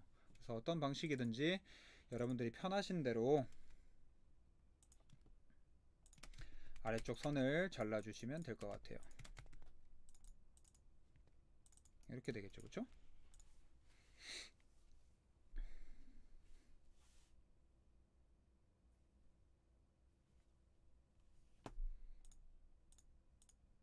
자, 그 다음에 얘는 가이드라인이니까 필요 없다고 생각하면, 필요 없다고 가정을 하면 가이드라인 잠깐 꺼볼까요? 이렇게 된 거죠. 이 상태. 이 상태에서 얘를 지나는 면을 만들고 싶다 라고 하면 어떻게 하면 될까요? 결국 우리가 만들어 놓은 커브들은 제가 누누이 말씀드리지만 어떤 서피스, 라이노는 서피스를 다루는 툴이에요. 폴리곤을 다루는 툴이 아니라 서피스를 다루는 툴인데, 그 서피스를 만들기 위한 어떤 기준이 되는 선들을 정확히 그리는 게 중요하다라고 해서 그 기준을 정확하게 갖기 위한 가이드라인을 만들었고 거기에서 선을 추출한 거잖아요. 그러면 그 선들을 이용해서 면을 만드는 게 최종적인 형태의 목표가 되겠죠. 그러면 형태를 만들기 위해서 요 세 개를 지나는 면을 만들 때 뭐가 제일 쉽고 빠를까요? 역시나 로프트가 되겠죠. 그쵸? 자, 로프트를 하실 때 지금 normal direction, loose, straight section 이런 거에 따라서 모양이 조금씩 다른데 straight section은 탁탁 꺾이니까 뭔가 부자연스럽고 좀 예쁘지 않은 것 같아요. 그쵸? 그래서 뭐 normal이든지 loose든지 좀 그 곡선의 커브의 형태를 좀 부드럽게 살릴 수 있는 방향으로 가면 좋을 것 같아요. 전 normal로 설정을 하고 OK를 눌러줄게요. 자, 그럼 얘는 surface니까 서피스 레이어를 변경을 해가지고 그쪽으로 변경시켜 놓을게요.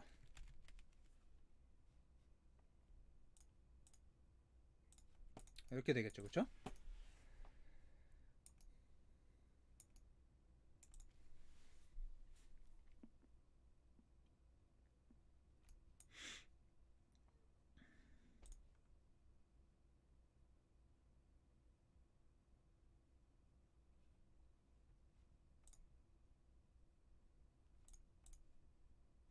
자, 마찬가지로 여러분들이 설계를 했다고 가정했을 때 지금 만드신 이거는 여러분들이 가지고 있는 어떤 매스의 바깥쪽 서피스를 만들어 놓은 거라고 보시면 돼요. 그러니까 매스 스터디 모형인데 여러분들이 매스 스터디 모형을 최종적인 모형으로 가져갔을 때 거기에 대해서 디테일하게 뭐 이것저것 좀 설계를 하셔야 되잖아요.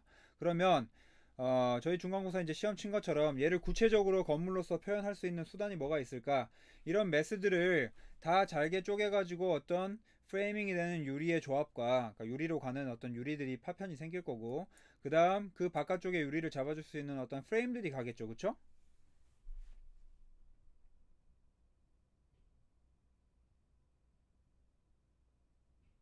그쵸? 그러니까 유리가 이 크기로 이렇게 휘어진 유리를 만드는 건 현실적으로 불가능하기 때문에 존재할 수가 없잖아요. 그렇기 때문에 가능한 형태대로 여러분들이 설계를 하셔야 된단 말이에요. 그래서 디귿자 모양의 프레임과 그 프레임 사이사이에 끼어진 어떤 판형의 유리로 쭉 그것들이 연장되어서 봤을 때 이런 형태들이 곡선으로 느껴질 수 있게끔 설계를 하겠다. 이렇게 전략을 세울 수가 있는 거죠. 그렇죠? 그럼 마찬가지로 얘네들도 프레이밍을 해야 되는데 그 프레이밍을 만들 때 기준이 이제 컨투어로 잡아주시면 되겠죠. 그래서 컨투어를 할 건데 마찬가지로 컨투어를 할 때 컨투어 라인 같은 것들은 컨투어 커브라고 따로 만들어서 지정을 할게요. 저는 자 컨투어 커브에다가 컨투어 얘를 할 건데 자 여기서부터 뒤로 갈 거예요. 이제는 그쵸? 요렇게 갈 거야. 이렇게 자르고 넘어갈 거니까 자 이 디렉션으로 퍼펜디큘러하게 가는 거예요. 자, 이 디렉션으로 갈 건데 간격을 1000 간격으로 그대로 합시다. 유리의 이제 두께가 1000 정도가 되는 거죠. 폭이. 그러면 쭉 이렇게 넘어가겠죠. 그쵸?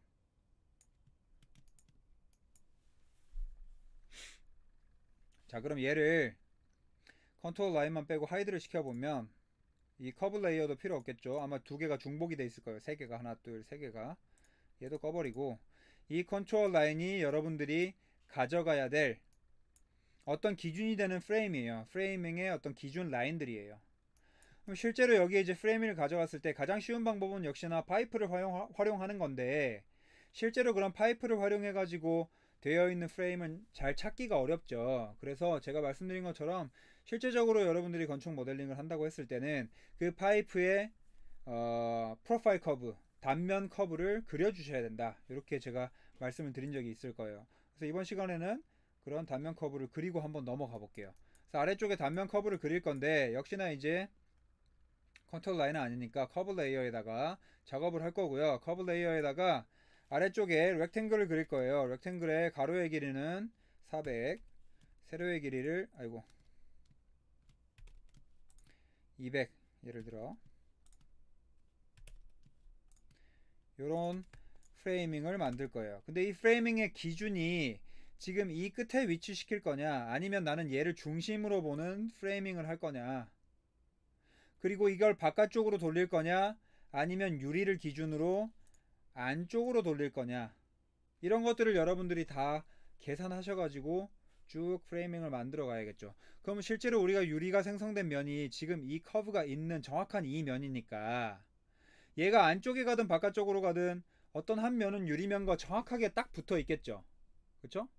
뭐 그렇게 설계를 하는 경우도 종종 있습니다. 예.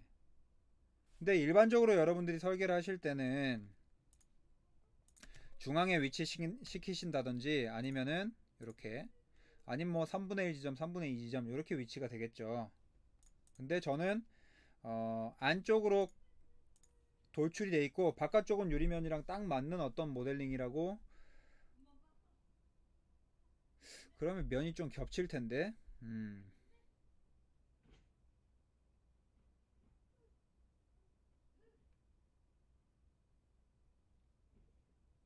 이렇게 산정을 해 볼게요. 네, 그렇게 하고 나중에 수정해도 되니까. 네, 저는 이렇게 산정을 하고 모델링을 해 볼게요. 자, 그러면 얘가 프로파일 커브니까 이 프로파일 커브들이 요거를 따라서 계속 돌아가야 되잖아요. 그래서 이 프로파일 커브를 다 위치시키셔야 돼요. 그래서 이 프로파일 커브를 위치시키실 때 복사하시려면은 16개를 복사해야 되니까 귀찮잖아요. 그쵸? 그래서 이런 경우에 array 명령을 활용하시면 좀 편하게 할 수 있겠다. CAD에도 있는 기능입니다. array. 자, 얘를 array 할 건데 x 디렉션은 1개, 얘가 y 디렉션이죠. 그쵸? y 디렉션으로 16개, g 디렉션도 1개, 그 다음에 y 스페이싱, y 간격이 우리 1000이었죠. 그쵸? 네, 17개였어야 됐네요. 하나는 복사하면 되니까. 네, 이렇게 array 하고 넘어가면 될 것 같아요.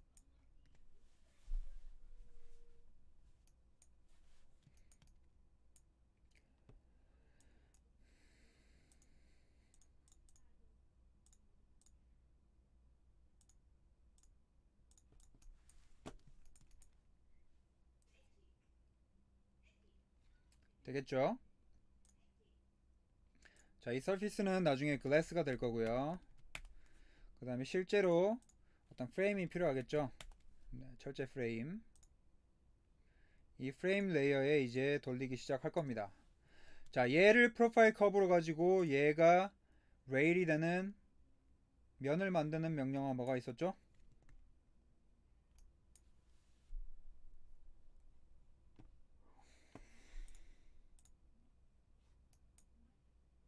스케일이래. 스윕 원 레일.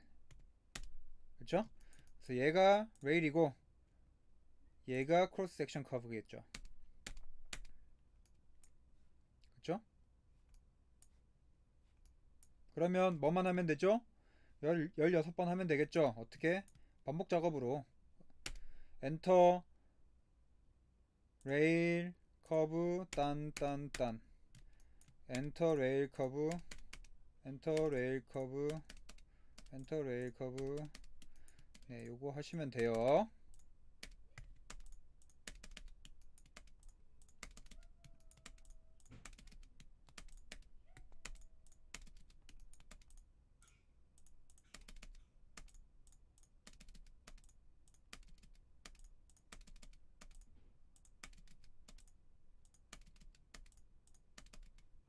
됐죠?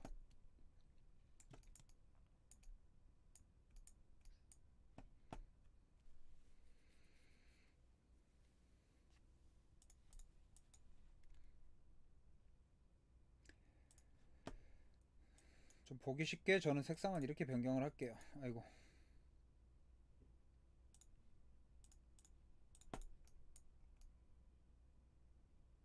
네. 그러니까 결국은 실제로 얘가 존재하는 건 리지드한 프레임이고 이 안쪽에 리지드한 유리가 끼워질 거지만 여러분들이 보여지기에 얘가 굉장히 유려한 곡선처럼 보여지는, 그러니까 실제적으로 존재할 수 있는 재료와 시공을 할 수 있는 재료와 내가 모델링한 것들을 어떻게 괴리감을 간극을 줄여 나갈 건지 이런 것들을 모델링을 정교하게 해야 되고, 얘가 현실적으로 모델링이 돼서 반영이 된다 그러면 여러분들 설계가 뜬구름 잡는 소리가 아니라 현실성이 있는 설계가 되겠죠. 그래서 이런 것들을 잘 고려하면서 설계를 하셔야 된다. 자, 여기에 이제 빌딩 스킨을 이렇게 글래스를 켜보면 아까 말씀드린 것처럼 얘가 겹치잖아요. 그렇죠?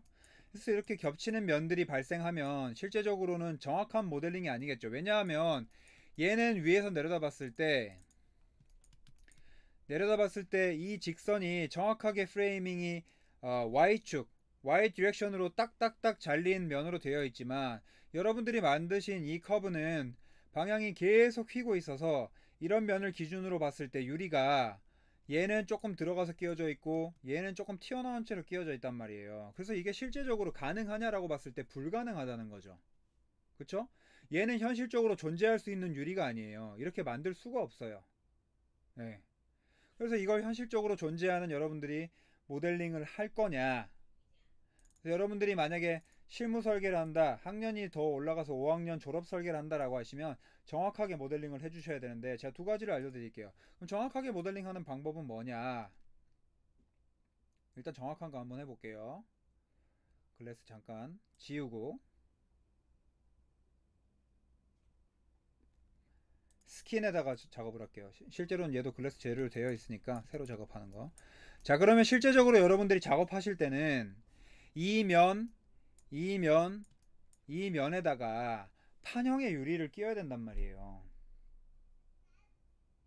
그 유리 장인이 와가지고 뭐 병을 만들고 막 불듯이 작업을 하는 건 존재하는 조각이지만, 실제적인 건축 재료를 그렇게 크게 뽑아낼 수가 없고 그게 단가가 안 맞기 때문에 판형의 유리 또는 알값을 가지는, 어떤 일정한 알값을 가지는 유리는 만들 수 있어요, 공장에서.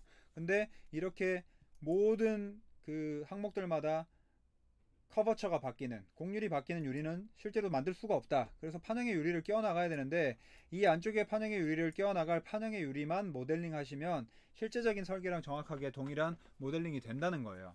그렇죠? 그럼 판형의 유리를 만드는 방법은 뭐가 있을까요?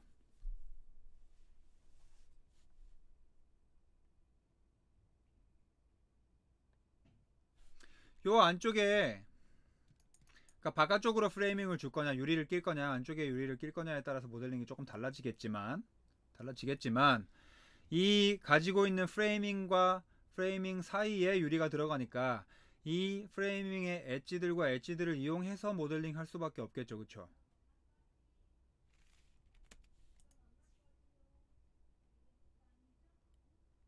그쵸?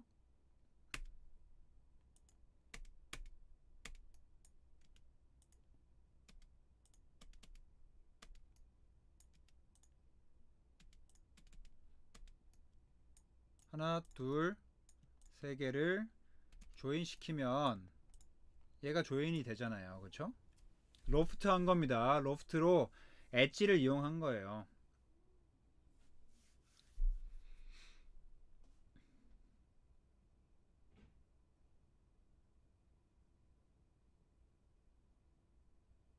그리고 실제적으로 이 유리는 두께가 있어야 되죠.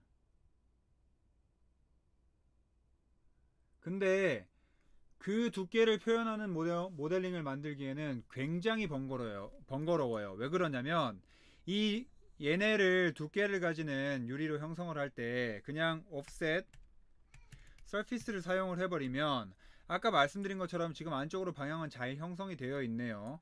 유리가 가지고 있는 두께 뭐 12T, 18T 뭐 이런 것들을 기준으로 형성을 한다고 봤을 때, 실제적으로 유리가 굉장히 얇기 때문에 모델링에서 티는 안 나겠지만, 조금 눈에 잘 띄게 제가 이걸 한 100으로 여러분들한테 디스플레이를 해보면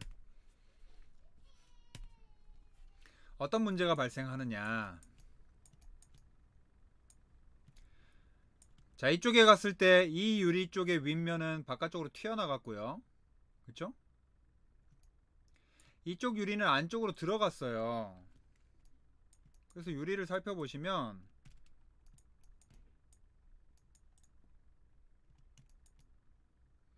이런 형태의 부자연스러운 면이 생성이 돼요. 그쵸?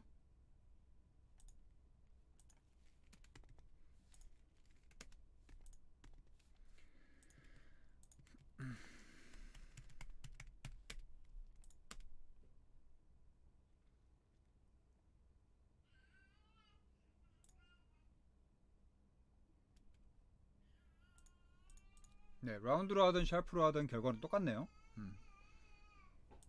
그래서 실제적으로 이런 유리를 만들 수가 없기 때문에 이런 유리도 여러분들이 실제로 만들어야 된다 그러면 그 각도 그 모퉁이에 맞는 면들을 다 만들어 가지고 잘라내셔야겠죠. 그쵸?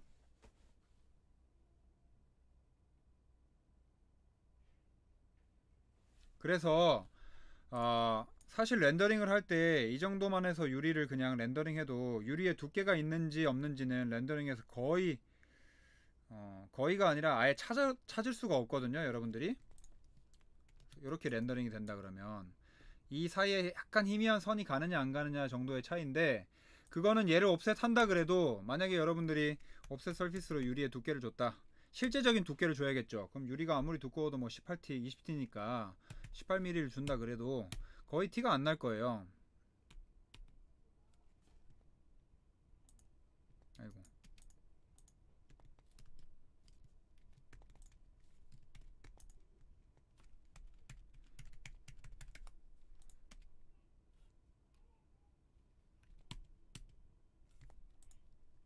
그쵸? 네. 거의 티가 안 나죠. 렌더링을 실제로 돌려도 티가 안 나거든요.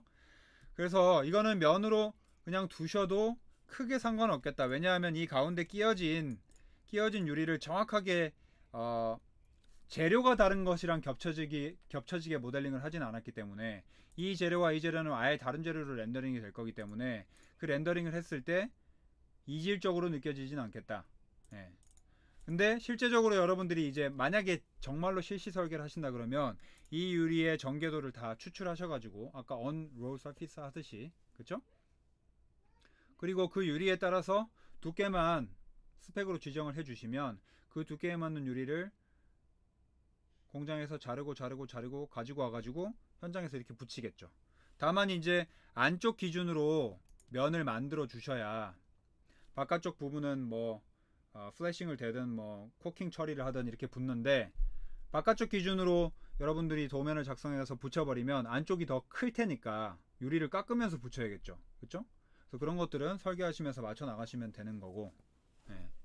그래서 그런 과정으로 하나씩 전부 로프트로 다 면을 만들어 주시면 실제적으로 유리가 이제 이 사이에 끼고 한 것들이 옆에서 바라보거나 위에서 바라보면 굉장히 유리한 곡선처럼 보일 거예요. 이게 반복이 되다 보면. 그쵸? 그래서 이게 실제적인 모델링이다 라고 생각한다면 얘도 좀 귀찮잖아요.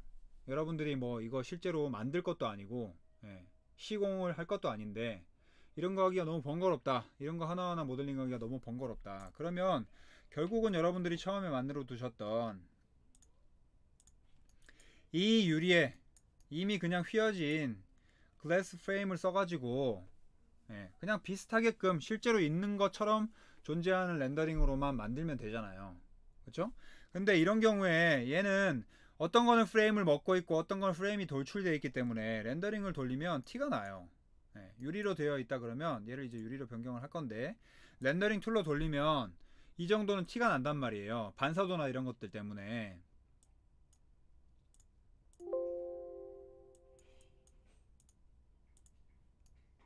그쵸? 지금도 티가 나죠, 이렇게. 그쵸? 유리가 껴져 있는 부분은 반사가 되고 유리가 없는 부분은 프레임이 노출되니까. 그래서 얘는 모델링이 잘못됐다는 게 바로 한눈에 들어와요. 그러면 이런 경우에는 모델링을 수정을 해줘야겠죠. 아까 전에 우리 뭐였죠? CCTV 모델링 할 때 그 슬래브의 아웃라인이랑 바깥쪽 스킨이 겹치기 때문에 우리가 안쪽으로 밀어 넣어줘야지 정확한 모델링이 되고 실제로 시공도 그렇게 한다라고 말씀드렸잖아요. 그런 것처럼 얘도 실제적인 그 바깥쪽에 있는 스킨을 안쪽으로 좀 밀어 넣어줘야지 사이사이에 낀 것처럼 보이겠죠. 그러니까 밀어 넣어주는 기준이 바깥쪽 프레임보다는 안쪽으로, 안쪽 프레임보다는 바깥쪽 기준만큼만 들여놓으면 되잖아요.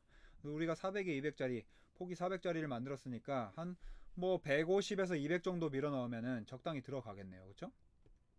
그래서 얘는 똑같이 옵셋 서피스를 할 건데 얘를 할 거예요. 지금 보시면 솔리드가 yes로 되어 있었기 때문에 항상 볼륨이 생기는 거잖아요. 안쪽이 꽉 차는 거잖아요. 근데 우리는 안쪽으로 밀어넣기 위해서 지금 옵셋 서피스를 하는 거니까 솔리드를 빼주셔야겠죠. 마찬가지로 지금 얘가 이미 바깥쪽인데 우리 안쪽으로 두께를 주고 싶어가지고 옵셋 하는 건데 바깥쪽으로 지금 노멀 디렉션이 형성이 되어 있잖아요. 그래서 얘를 플립 시켜줘야겠다. 안쪽으로 가도록. 그렇죠? 그 다음에 길이는 아까 제가 말씀드린 대로 한 100 정도 해볼까요? 곡률이니까 150 하면 중앙을 넘어갈 것 같아요. 150에서 200 하면 아니면 150 정도 해볼까요 그러면? 네. 그리고 디스턴스가 150. 예.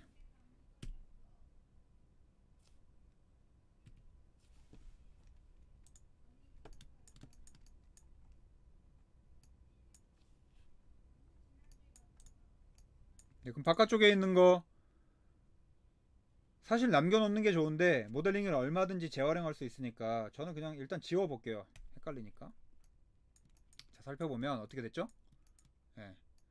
유리가 정확히 이렇게 안쪽으로 위치해 있죠. 예.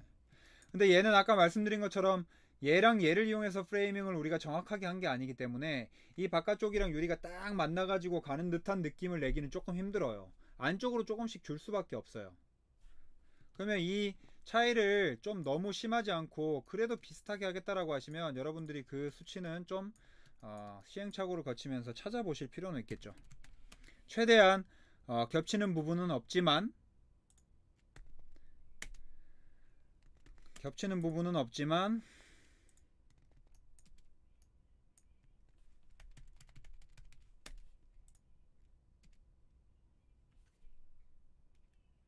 프레이밍이랑은 안 겹치게, 예, 그런 것들은 수치를 한번 찾아보실 필요는 있을 것 같아요. 한 20 정도로 해볼까요? 예, 그래도 겹치네요. 그렇죠? 이런데 보면 20 정도는 안 되네요. 그러면 다시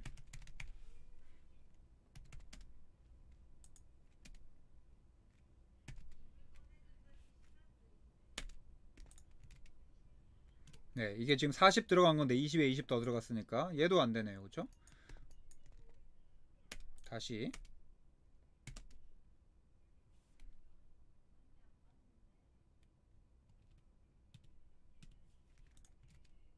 예, 총 60 들어간 건데 그래도 안 되는 부분이 생기죠. 이게 이제 급격하게 변하는 곡률의 부분이 생길수록 더 심하거든요. 여러분들이 굉장히 완만한 모형을 만들었으면 상관이 없는데 예, 급격하게 변하는 부분이 있으니까 한 10 정도만 더 넣으면 될 것 같긴 하네요. 그러면 총 70이 들어간 게 되나요? 예. 예, 그쵸? 그래서 요 정도의 어떤 설계적인 오차 아니면은 내가 어떤 분위기를 내는 데 있어서 이런 것들은 크게 상관이 없겠다. 나는 딱 맞을 필요는 없다. 계략적인 컨셉과 느낌을 보여주기 위한 용도다라고 하시면 이렇게 하면 되고, 이런 경우에는 어차피 이 개체가 곡선으로 만나고 있으니까 두께를 안쪽으로 줘도 똑같겠죠. 그러니까 옵셋, 이제 실제로 옵셋 서피스에 두께를 주는 거죠. 얘를 할 건데 안쪽으로 아까처럼 뭐 한 20mm, 근데 솔리드가 이번엔 예스로 이렇게 두께를 주면 실제적으로 네, 이 유리가 두께를 가지는 재료로서 이렇게 디스플레이가 될 거다. 네. 그래서 이런 경우에는 얘가 closed solid polysurface이기 때문에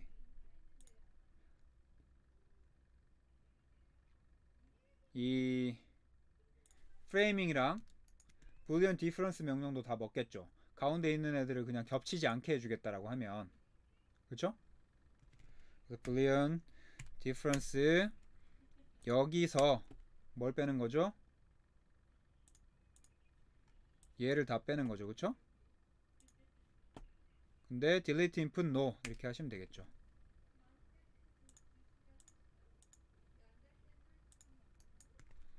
안 빠지네. 하나는 되나?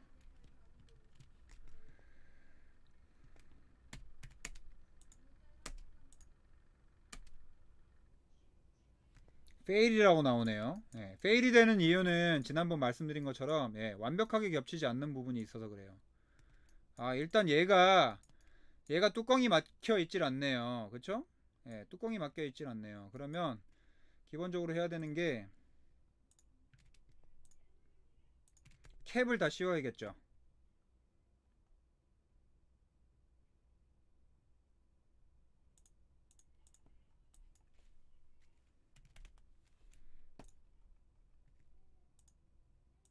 네, 캡을 씌워서 얘가 클로스 솔리드 폴리 서피스로 되게 만들어주는 거, 얘가 제일 기본이겠죠. 예, 먼저 해야 될 일이었고, 굳이 잘라야 된다라고 하면 그 다음에 글래스 같은 경우에도 아까 좀 미흡한 부분이 이제 이런 부분이겠죠. 그쵸?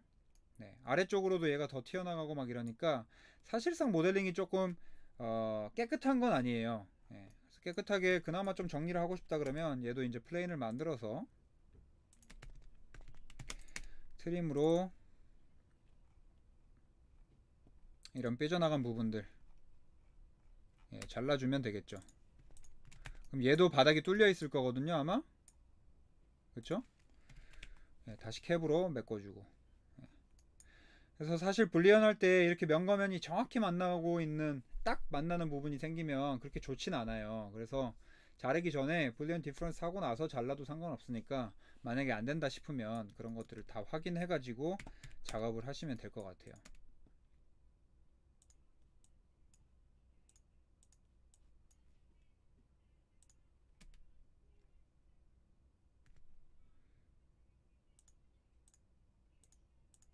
네, 그러면 아까 말씀드린 대로 이렇게 잘 잘려나간 모습을 보실 수가 있겠죠. 그쵸? 얘가 다 두께가 있는 재료인데 하나하나 하나씩 다 잘려나갔죠. 예.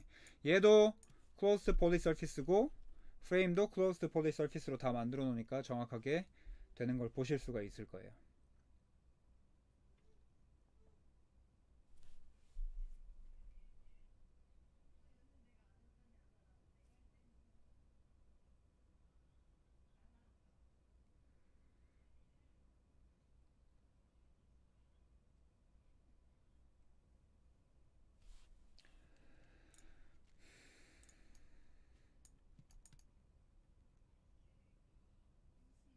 자, 그러면 얘를 미러링 시켜가지고 길이를 2배로 좀 확장을 해볼게요. 무슨 말이냐면 요 가운데 프레임을 중심으로 요 바깥쪽은 오른쪽은 이렇게 떨어지게 얘네들 전체를 미러 이미지 시켜볼게요. 전체를 미러할 건데 얘만 빼면 되겠죠. 얘만 빼고 미러를 시키면 어디를 기준으로 하면 되죠? 여기 중심에서 여기 중심으로 딜리트 인풋이 돼 있었네요.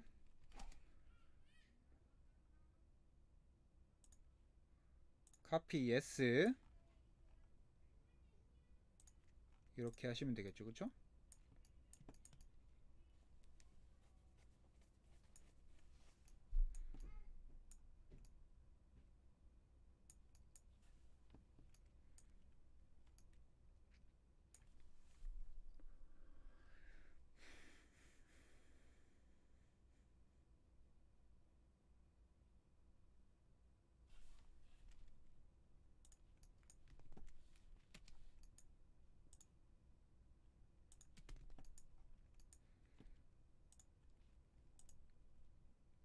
자, 프레임은 메탈로 변경을 한번 시켜볼게요.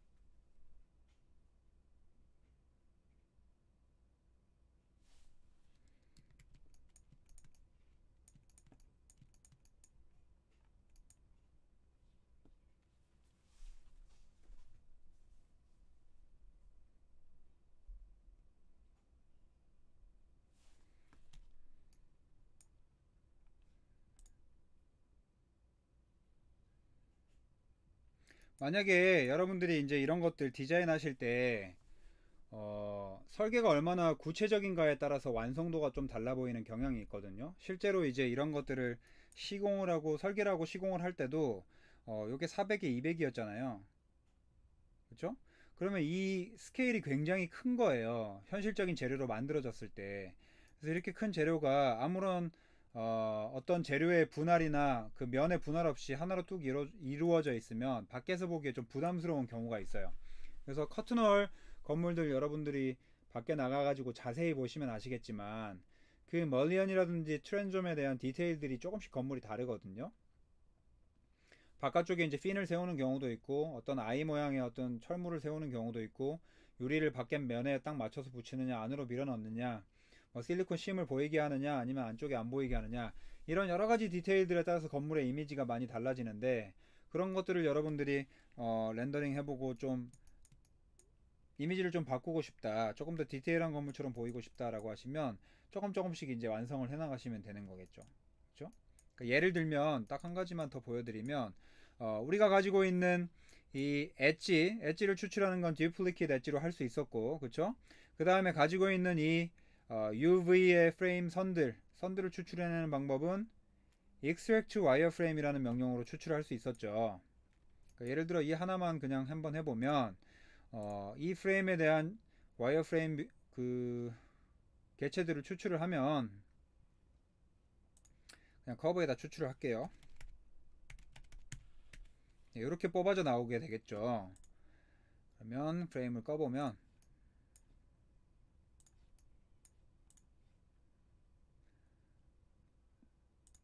아이고 네 요렇게 되겠죠. 요런 게 추출되겠죠. 그쵸?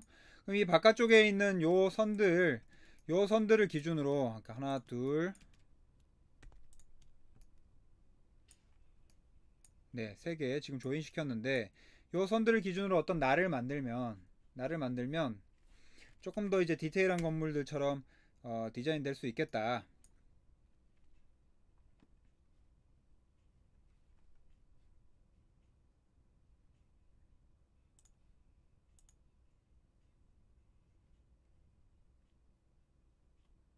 뭐 예를 들어 보여드리는 거니까 치수 같은 거 신경 안 쓰고 그냥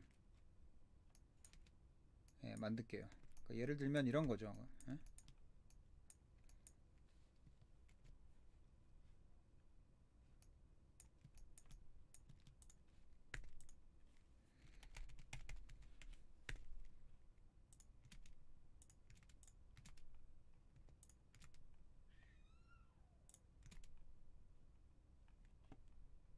그렇죠? 여러분들이 어떤 이미지를 렌더링 해가지고 간단한 렌더링이라도 렌더링해서 보여주실 때 지금 뒤쪽에 있는 이미지들이랑 앞쪽에 있는 와이어프레임의 어떤 그 프레이밍이랑 바깥쪽에 붙어있는 이런 핀들 이런 높이 같은 것도 좀 설계의 디테일을 살펴보시면서 조절을 해야겠죠. 설계하실 때 이런 것들의 부착을 통해서 좀 세부적으로 참고할 수 있는 내용들을 많이 만들어 놓으시면 현실적으로 이게 실제로 가능한 디자인이다 아니다 라고 하는 게 판단이 되겠죠. 그렇죠? 그런 식으로 그래서 지금 렌더링 뷰에서만 보이는 건데 사실상 이걸 렌더링하면 이 커브가 렌더링 되진 않아요. 근데 일단 기본적으로 라이노 렌더링에는 렌더 커브라고 하는 커브를 렌더링하는 명령어가 실제로 존재를 하고요.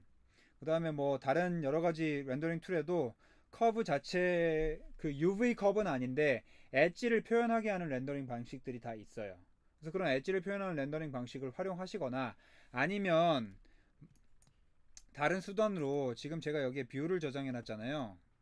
예를 들어 제가 이거를 2포인트 퍼스펙티브로 2점 투시도로 이렇게 만들었다고 가정을 해볼게요.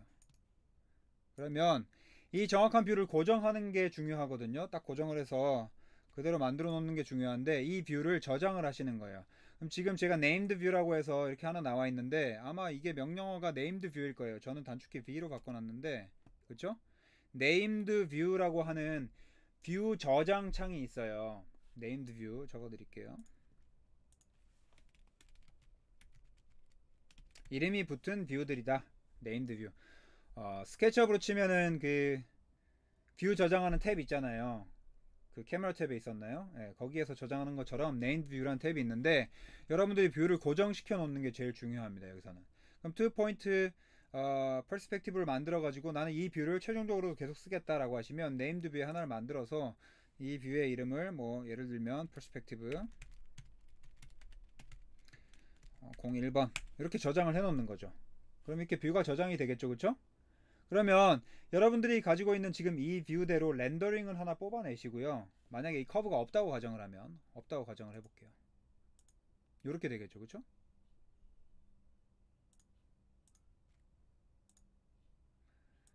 얘는 프레임으로 가고요.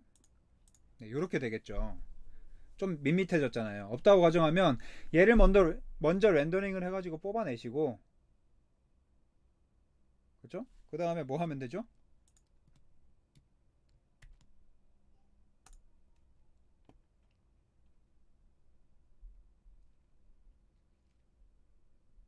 make 2D make 2D 하셔가지고 오브젝트 선택하시고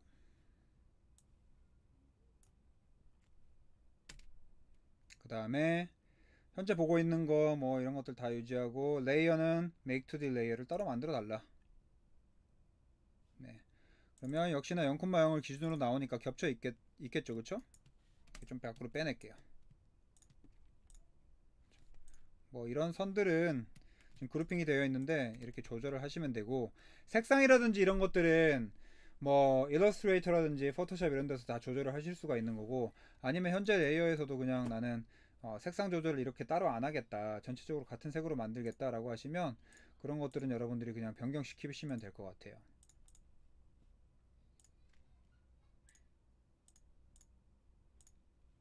네, 레이어를 하나 만드셔가지고 뭐 따로 지정을 하시던지.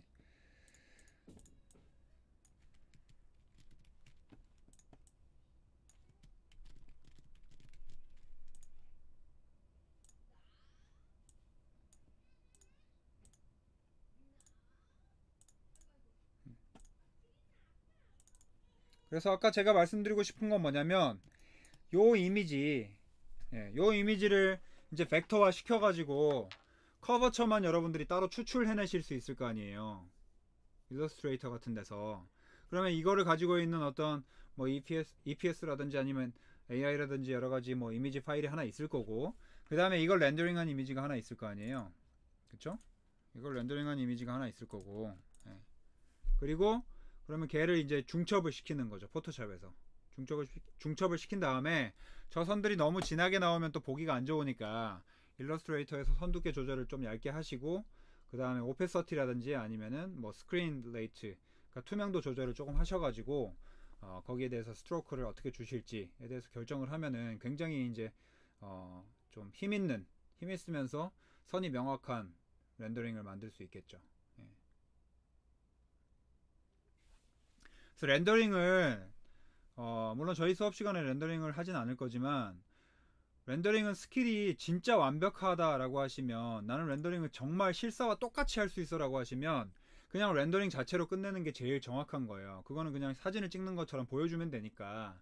근데 만약에 렌더링을 나는 좀 개념적으로 활용을 하는 거다. 어떤 공간에 대한 전체적인 느낌이라든지 아니면 재료에 대한 표현이라든지 그림자라든지 사람 간의 스케일이라든지 이런 것들을 보여주기 위함이 더 크다라고 하시면 그 렌더링의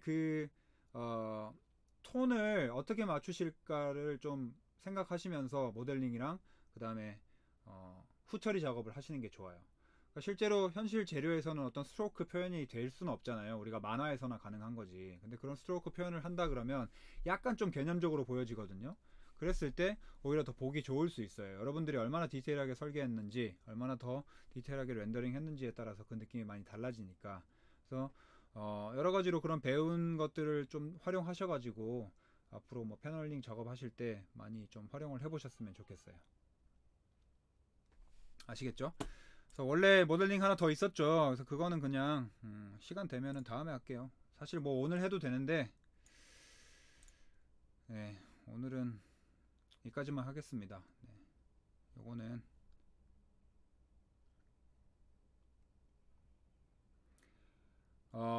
그냥 추가되는 기능이 있다 그러면 헬릭스라는 명령어 헬릭스라고 하는 요 나선형의 스프링 모양의 라는 명령어가 있거든요.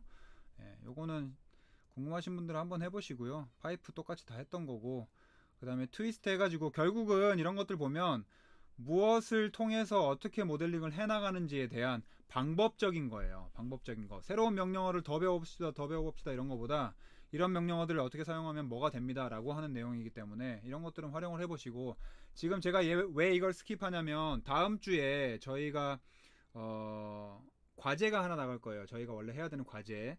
그 과제는 기말 마감하는 기말 패널과 함께 여러분들이 들고 오시게 될 건데요. 그러니까 과제를 따로 제출받지 않고 기말 마감과 함께 들고 오게, 그러니까 시간을 훨씬 넉넉하게 드리는 거예요. 마감을 2개를 같이 제가 부탁을 드릴 건데 미리 작업을 해두시면 되고, 그 과제를 모델링 하는 데 있어서 지금 현재 명령어 여기에서 표현되는 것들이 다 중복적으로 표현되는 부분들이 있어요. 예, 그렇기 때문에 이 모델링에서 하지 않고 다음 주에 과제 설명드리고 그 모델링을 하면서 설명을 드릴게요. 내용은 아시겠죠? 그래서 오늘 수업은 여기까지 하겠습니다.